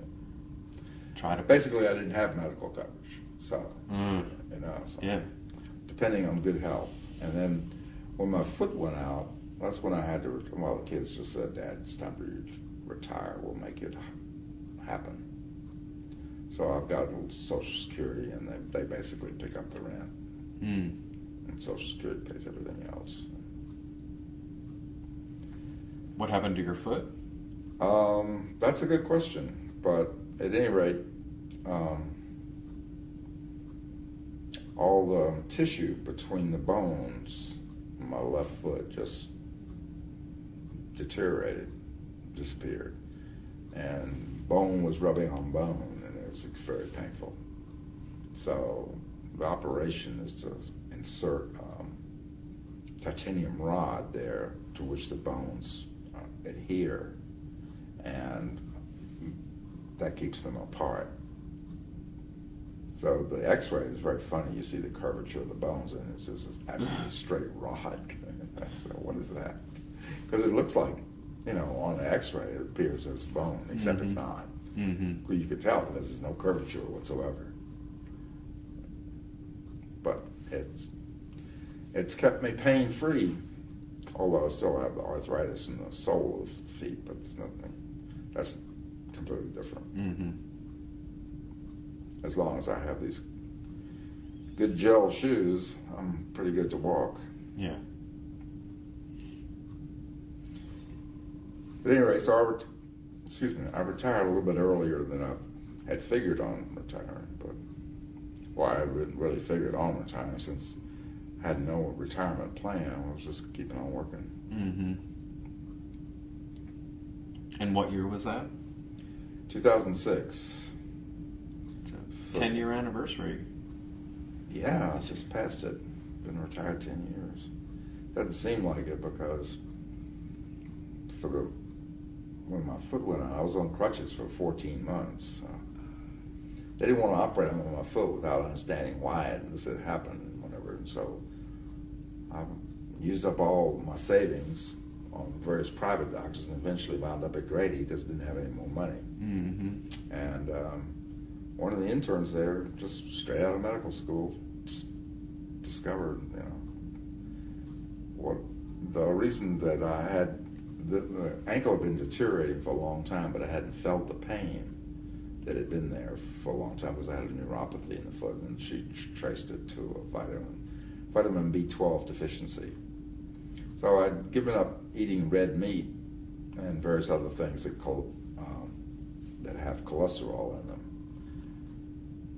on the advice, the predominant medical advice of the time, to prevent heart attacks, which are prevalent in my dad's family, not in my mom's. So I don't know whether I'm susceptible to a heart attack or not, but at any rate, I haven't had any heart problems. My dad had his first real problem at 71, so past that anniversary. So maybe I'm like my mom's having no heart problems. My mom had an extremely high cholesterol level and no heart problems whatsoever. So who knows? At any rate, now they say, well, that's not the link. And I'm going like, you mean all this time I did that? But the vitamin B12 deficiency meant that the leg was deteriorating. I didn't know it. And I just knew there was a little bit of swelling, but nothing I couldn't. Mm-hmm. I mean, I had to give up playing baseball and basketball, but right. But I was 50-some years old. Yeah. So, well, okay. I still would have liked to have been playing in the senior league. I played in the Cap, Gwinnett senior softball league for a while. That was fun. There's a lot of guys there who had played professional baseball in minor leagues. Mm-hmm. Only one guy that played in the major leagues, but Billy Moran, who had played with Cleveland and Baltimore, I think. I remember watching him on TV when I was a kid. Here I was playing with him. He was still good. Surprisingly, he wasn't the best hitter there. Mm-hmm. But very slick fielder. Well, he was known for his fielding back then too. But a lot of those guys had minor league experience. I mean, they were really good players. Even though they were 60 and some of them 70 years old, they were still had a lot of skill. Some of them were pretty slick glovemen too. No, this isn't just a farm team. Right. I mean, this wasn't just a bunch of pickup guys, which were beer-bellied guys, There were some people who really knew baseball. Mm-hmm. The funny thing to me, though, was they all hated Bobby Cox. I still can't figure it out. Why do you hate him? He's now in the Hall of Fame. You were not. Maybe that's it. No, but at the time he wasn't. This is the 90s, and so he was. But they would criticize everything he did with the Braves. It was weird to me. Mm-hmm. I thought he was a good manager, and most of the Braves players who played for him. I mean, there are people who came to play for Atlanta solely because he was a manager. Mm-hmm. Anyway, these guys didn't like it. So after the Latin American study group, or solidarity Group. After that folds in 78? 78, right. Did you get involved with any other groups? I had been involved with successors to the October League, which later became the Communist Party Marxist-Leninist, the CPML, which imploded upon itself. Basically, it was the group that had the Chinese franchise here, so the approval of the Chinese government. But with every change of line here, that meant everything had to change here, so that was upsetting to a lot of people. And I think the last one was when what's his name? Deng Xiaoping came in with the overthrow of the Gang of Four, and then all the new guys coming in, and the beginning of the restoration of capitalism in China. That really sent a lot of people into a swirl. At any rate, what it meant was that people were questioning all the stuff that we claim to believe in, and people were just falling away left and right. Mm-hmm. And that's, at the time, I was going to pull back anyway to go to school, because I wouldn't be able to do political work and go to school. I maintain a family, so. Mm-hmm. Had you had ties with the October League? Well, I knew all the people in it. Right. A lot of the people I'd worked with in SOC had been, people around the Bird and all that kind of. I mean, I was sort of basically liking them because they were serious about doing working class organizing and organizing unions and getting unions to move to the left and that sort of thing. And they were the only group that I saw, and really in retrospect, still see as being serious about doing working class organizing. Which I thought was, if we were going to make a revolution, we need to have the majority of people with us, mm-hmm. not just depend on middle class students. At any rate, none of that, and none of what we were doing would pan out. The thing that really struck me when I was working with them was selling the party's newspaper. Can't remember the name of it. The Call. Came out of Chicago, and some of the people here worked on it. I never did, but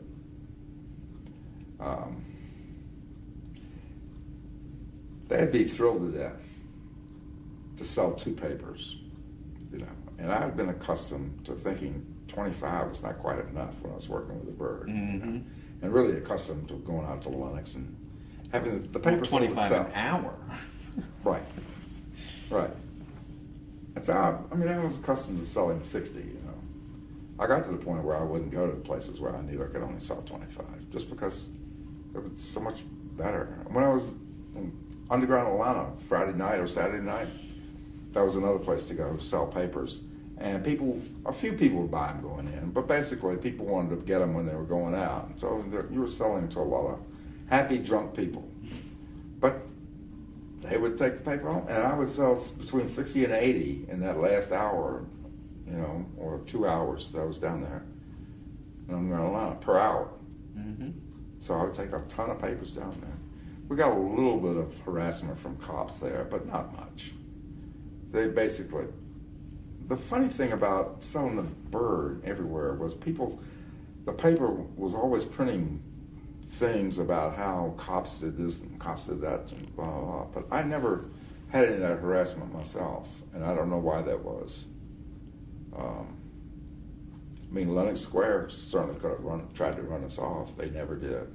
I never ran into anybody with the management company there who ever said boo. Nothing. I would just go there and just be there. The Georgia State, same thing. Underground Atlanta, same thing. Hmm. Now, apparently, some people had problems with the cops in Underground Atlanta, and I'm not sure why that was. I didn't. But as long as you weren't blocking people, which is a reasonable request that you not block people. Right. I just never had a problem. But the people with the call, they would get this giddy to sell a couple. Yeah, and also it's a different era, so this is, late 70s. And, but I mean, it was just straight politics and very militant politics. And it's very dogmatic and a lot of cliched language. I don't know. It wasn't easy to read. And if you weren't well versed in leftist language, you would have had a difficult time reading it, I think. Mm-hmm. Some things you wouldn't, but a lot of it you would. The Bird wasn't written that way at all, so on purpose. There were things where people would be overly dogmatic when there were political arguments and stuff that we carried on, whatever. And those could be in some very abstruse leftist language. We tried to minimize that and refused to print many a manifesto. Because who wants to read all that stuff? Mm-hmm. The people who produce it want to read it. Not too many others.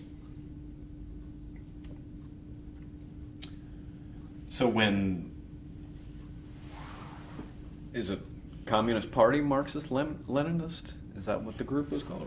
That was its name. It was one of the originally it and the Revolutionary Union, which later became the Revolutionary Communist Party, were part of together a grouping called the Revolutionary Youth Movement 2, right, or RIM 2, RYM 2. RIM 1 was actually the Weather Underground, or the Weatherman Collective, which later became Weather Underground. So that was a split there within SDS, or what was left of SDS. And within the SDS before it split, it had been the Progressive Labor Party, so the Maoist off-split from the old Communist Party, versus the both RIMs together. Then after PLP was run off, Progressive Labor was run off, then the two RIMs split. I mean, obviously they're not going to coexist. You have one people who have given up on everything and want to go out throwing bombs, and another group that wants to organize the working class. But then they had a split in different visions. I mean, I'm not sure how much different it was at the beginning, but Avakian's group quickly, I don't know how quickly, but it eventually became a cult. And the group around Mike Klonsky, who had been one of the national officers of SDS, and later became the CPML, but it was a part of RIM 2, and then when RIM 2 split off into the RU and then the OL, it later became the October League united with several other groups to become the Communist Party Marxist-Leninists. But the OL itself had grouped a whole bunch of groups. For example, the one here in Georgia was called, or in Atlanta, I don't know how much of Georgia it covered, but it's called the Georgia Communist League, I think. I think that's right, GCL. That makes sense. And they had periodic publications. I forget the name. But anyway, I knew most of those people. And if you went to one of their parties, it would be like half black, half white, and there weren't all that many, social parties like that. And And they had contacts with all kinds of organizing going on in town. They were part of the meat strike, and a good bit of which was covered in the Bird. So this is early 70s. And there was a period here when there were like solid, it seems like every week there'd be like a demonstration or revolt or something like that, dealing with racism in a particular workplace. Some of them industrial, some of them not, but they were all working class people. Black folks would be outraged about some sort of discrimination. You know, the vestiges basically of segregation, which were not overturned immediately, only through long struggle in all of these workplaces. And there would be, you know, Jose Williams, that would be the first thing they did. Call Jose Williams, and he'd be out there agitating and whatever, and he would try to work out some negotiation with the company, whatever. Also, if they were raising money, he would try to get hold of money. But at any rate, so in some ways, Jose Williams was kind of like our ally, in other ways, not so much our ally, because we never saw him as taking anything, and you know, he would just be out there for Jose. He actually got a good bit accomplished, but it was not towards any final goal. So we have people who worked with him and some who opposed him, whatever.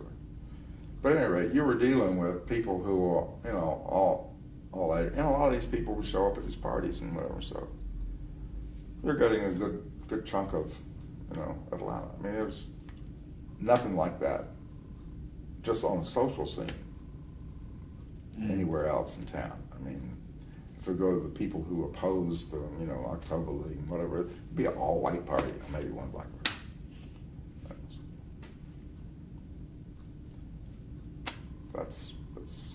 That was attractive, even though I didn't agree politically with all of what they were saying. But the funny thing was, when the group was breaking up, I mean, the first people to leave were all the ultra-leftists who had considered me like a capitalist eroding opportunist. All right, whatever. But they were the first ones to abandon ship. Some of them were still involved in politics, and some of them aren't at all. Just ran into a couple of them on Facebook. They run a well-known barbecue place outside of Orlando. I'm like, all right. Yeah. All right. Have you gotten involved in any other political groups or social movements over the years? You know, in a lot of ways, that experience there with trying to create a new communist movement, whatever, which was doomed from the very get, it burnt me out in a lot of ways. And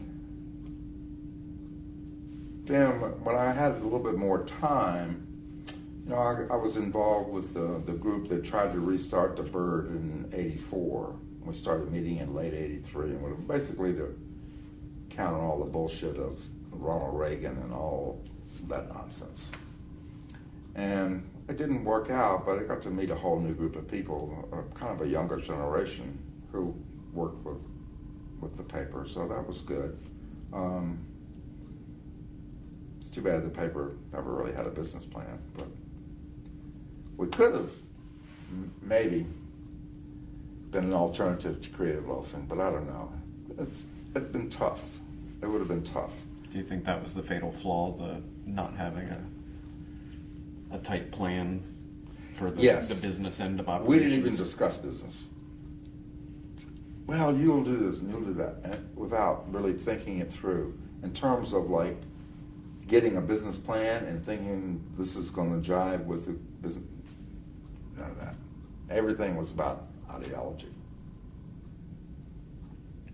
And, you know, what we were going to write, what we needed to tell people, whatever.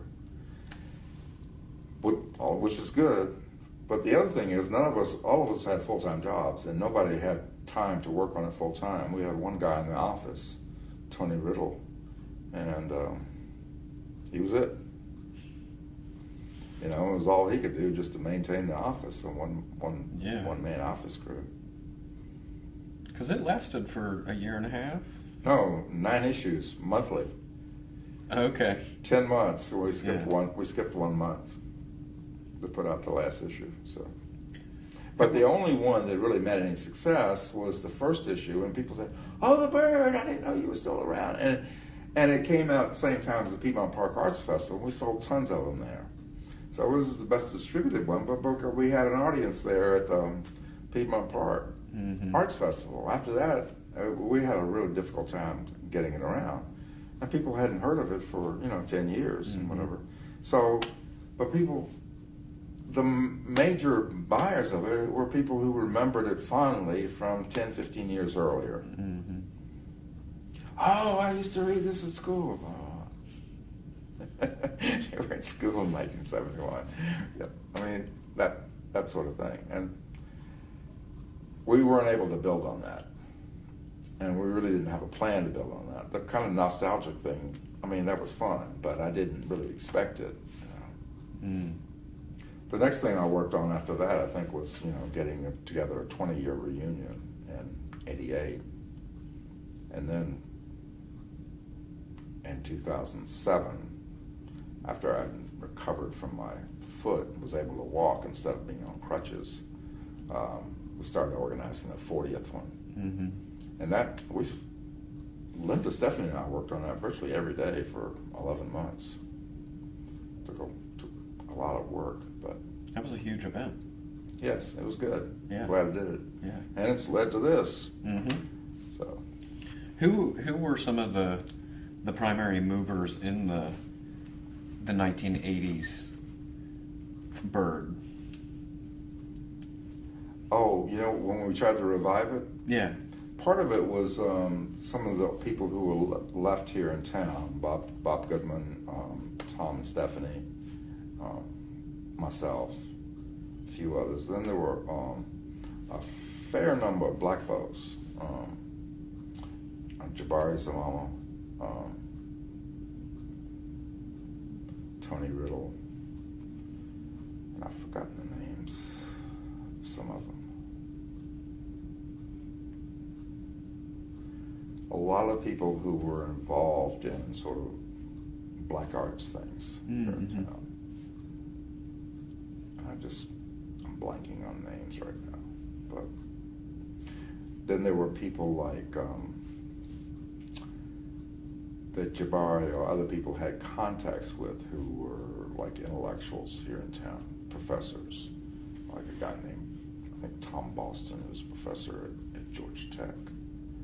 And Jabari had been teaching at Atlanta Junior College or something like that, one of the smaller schools around town. And there were known people who were in and out of the arts field or had been teaching at junior colleges or community colleges. So the staff was maybe majority white, but a substantial number of blacks, maybe 40% black, which is very different from the Bird. But it was also the era of black power had gone away. That need for separation had gone away. So people are more used to working together. And much in the fashion of WRFG, which from the very beginning, it made it a priority to have it both black and white. And that's kind of sort of the model that we were doing in terms of getting a staff together. Yeah. So there weren't that many old Bird folks. I mean, there were a fair number of us, but then there were a lot of people that were maybe kids when the Bird originally came out, but they were very interested in it, and that we knew from various groups around town doing stuff, or they'd be friends of friends. Some of them I still see today, and some of them I've lost touch with. Mm.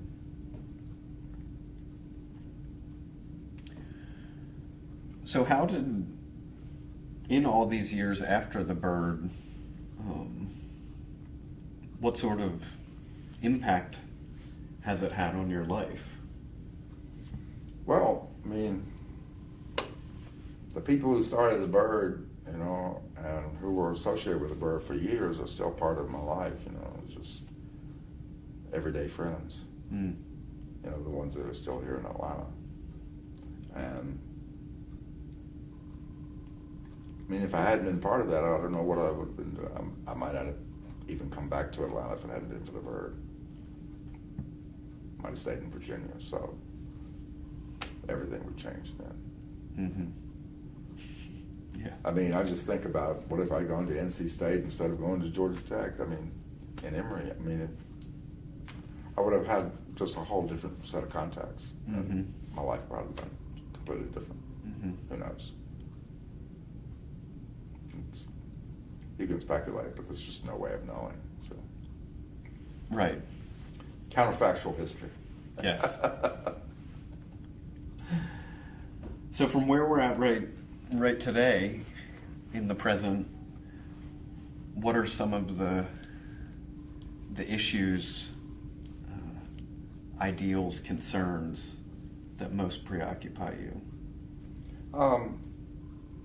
I think that the whole right-wing movement of the country is one thing, and particularly the growing inequality. I mean, the political campaign of Bernie Sanders has really started to address that. I mean, people have been concerned about it for a while, but he really brought a more of a popular focus to it. And unfortunately, he didn't do that so much with foreign policy. That also affects me. People mainly are concerned with Hillary Clinton's support for the Trans-Pacific Partnership type trade deal, those type of things. And much less, they'll mention some concern about it, but much less all the wars we're fighting. That, you know, and there's just, people are just not out in the streets about it. I mean, but we're still in Afghanistan, longest war in our history. We're still in Iraq. We're still in Syria. What the hell are we doing in Syria? Libya, Somalia, Yemen. I mean, it's ridiculous. And under the Obama administration, the Army has been setting up liaisons with militaries in all these different African countries. And we're setting up small bases in all of them, where we can just fly in people overnight.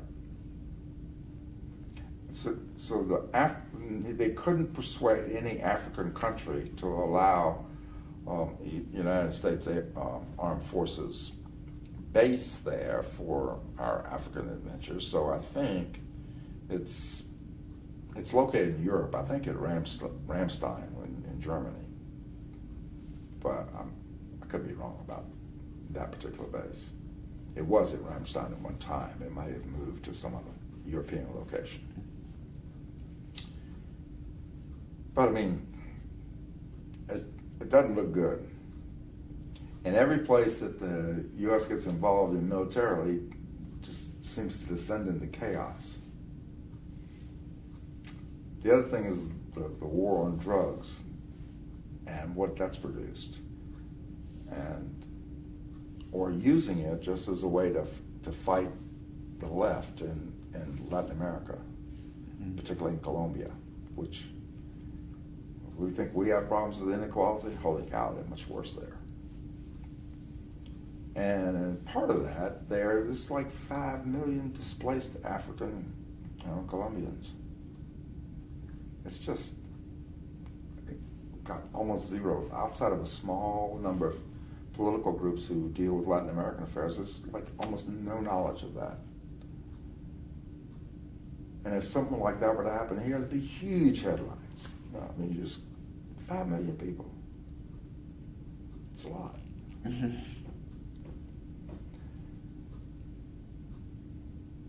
Yeah, and so I mean, we wind up supporting all these groups that just do the worst things. So. Or the Obama administration's support for the military coup in Honduras in 2009, which Hillary was the main organizer of, rather than Obama himself. I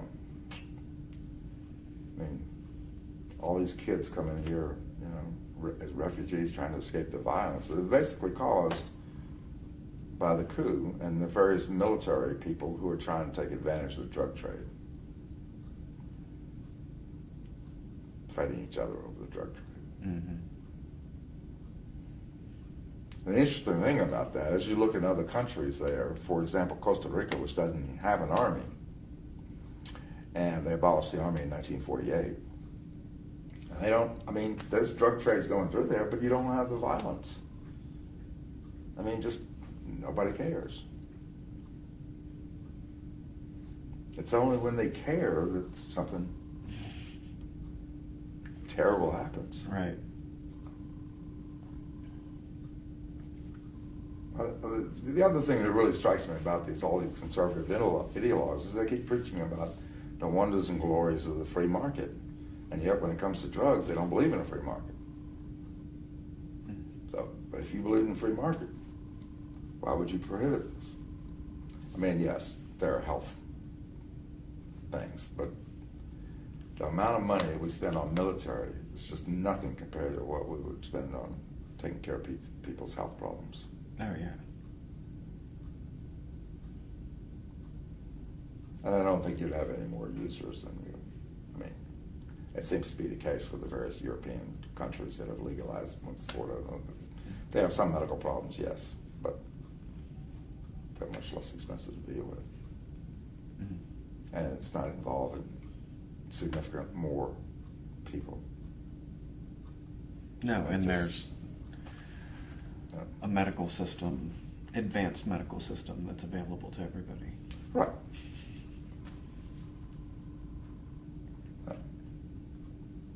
We have an advanced medical system, but it can only be used by certain people with enough money. Mm-hmm. Or like just the other day, Aetna pulling out of Obamacare because they couldn't get the merger worked out with Humana. Right. Yep. They need to set it up on the basis of Medicaid, Medicare. So those are the things that concern, and it's all very contemporary and whatever, but you can see the trend starting with the election of Reagan and how the country has deteriorated since then. To say nothing of all the craziness of the right wing. I mean, they've always been crazy, but they've just gotten a lot bigger, louder. We dealt with a fair number of them, but they dressed up a lot of their stuff in weird Christian language and stuff. So people just kind of looked at them funny. So that's crazy.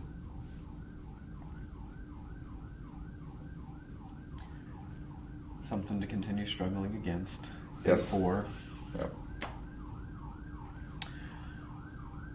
Well, I think we have actually covered all the ground of words that I have written down in questions. Are there other things that you want to address related to the bird, your life subsequently?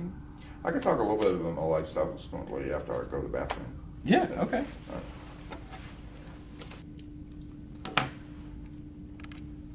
Okay, subsequent life. Yeah. The main thing I think that I've been involved with since all those days is back in is rock and roll. Mm-hmm. Back in '97, late '97, Blink Ray came to the Star Bar. He'd been one of my childhood heroes. I'd never seen him live, whatever. So I said, "Oh, I ought to go get tickets." So anyway, I went by there to get tickets and started talking to the bartender, and she said, "Well, if you like this, you should like that. Come see this, come see that." So I did, and I wound up just practically the next 3 years practically spending 3, 4, 5 nights a week at the Star Bar or across the street at the Point, or later down at the Echo Lounge, and then at the Earl. You know, just all these musical things that I had heard about, but didn't know whether they were any good or not. You know, and then so right now, I mean, basically, I have a whole different set of friends, all from just hanging out at rock and roll places, and having met all these musicians around town. And I've done that, since 97, so that's, 18 years. So longer than that. Today is, 2016, right? So. Yeah. Yeah, 19 years, wow. Almost 19 years. At any rate. But it's kind of kept me young, I think. And I mean, I used to go to a lot of, when Richards was going, it was a big club, and where Trader Joe's is today. But it was located in a building, located on that spot. It burned down at some point in the 70s. Can't remember exactly what year, 74 maybe. But it had been closed. Richards got closed by Georgia Power just cutting off electricity. And I'm not sure what the dispute was. But it seems odd. At any rate, I don't think the real reason was ever given. But it had been a club where I was often there 5-6 nights a week.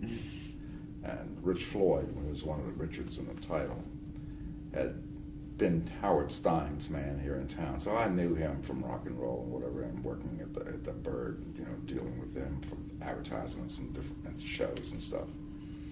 And he started that. One of his partners was Al Horn, who had been one of the lawyers helping the Bird out. And Al also represented lots of people who were dealing drugs or got busted on drugs and whatever.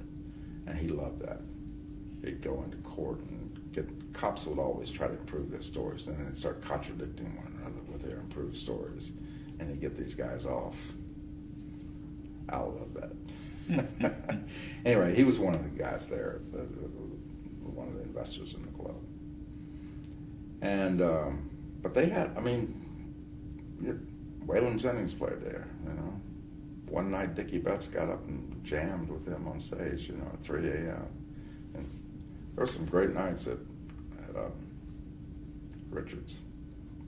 But I hadn't really been, you know, since then, and all that came to a complete screeching halt when my son was born. I mean, complete life change, you know. Couldn't go out to a club anymore. I had this little tiny baby to take care of. So I knew about different groups, but I didn't know if they were any good or not, so I didn't, you know, I just never went out. But when Link Ray came to the Star Bar in 97, I just said, okay, I gotta go see this.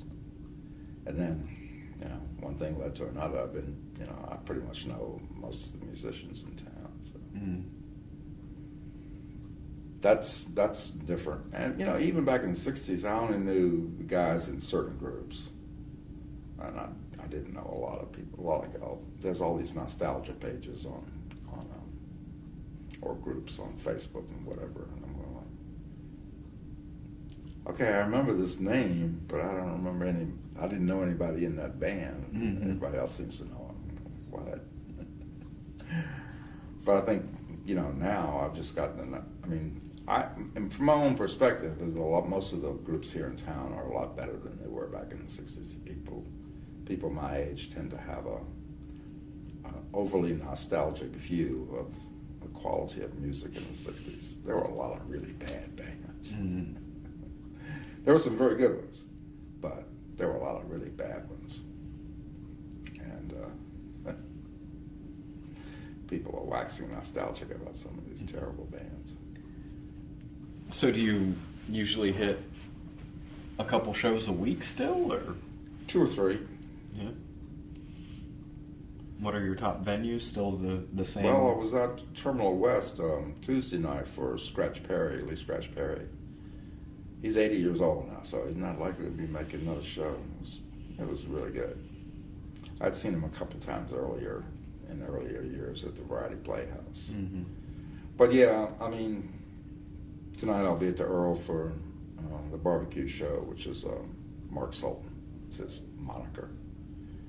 And Friday night, maybe over at the Highlander from Southern Ska Syndicate is playing over there. Saturday night over at Kavarna for a surf show. There's a guy here in town who sponsors a monthly surf thing at Kavarna Coffee House. Mm-hmm. So,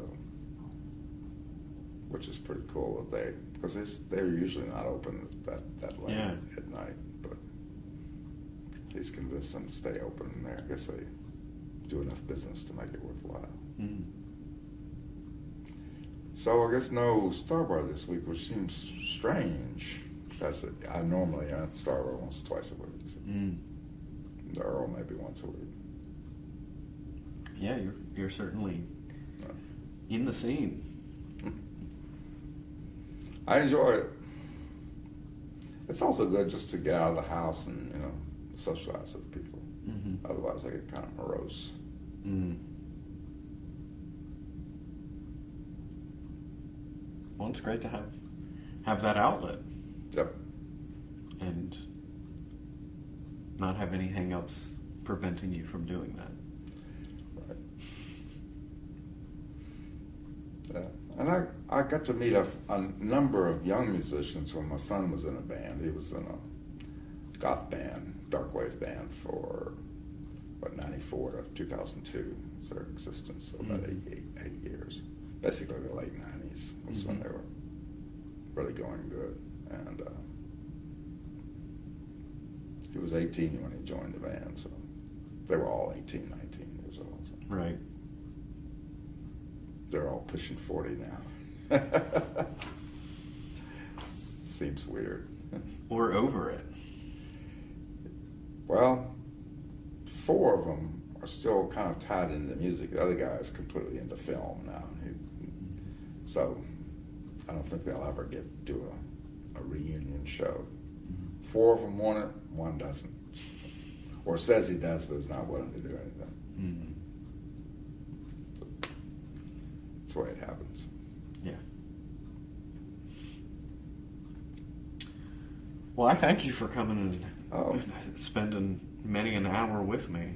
It's been quite fascinating. Thank you. Yeah. I've enjoyed it. I have too, and I think that hopefully many other people will when it reaches the series of interconnected tubes out there. I'm sorry we didn't get a chance to do Diamond Lil. We hadn't even talked about her. She just died. Mm-hmm. I had no idea she was 80 years old. Was Diamond 80? 80. I thought she was younger than me. I mean, all this time I thought she was younger than me. Mm-hmm.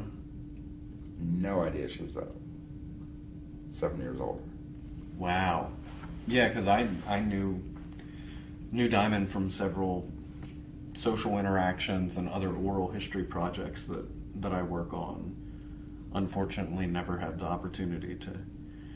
She did a fair amount of writing for the Bird and really promoting her drag shows and stuff. Mm-hmm. And stuff about her fabulousness. Yes. But really, a sweet, nice person. And I sometimes run into her completely out of drag. Yeah. Biking around the streets in Virginia Highlands. Mm-hmm. Or usually once or twice a year at a party. Mm-hmm. Which she'd be talking about her next record, which I don't think ever came out, but still. No,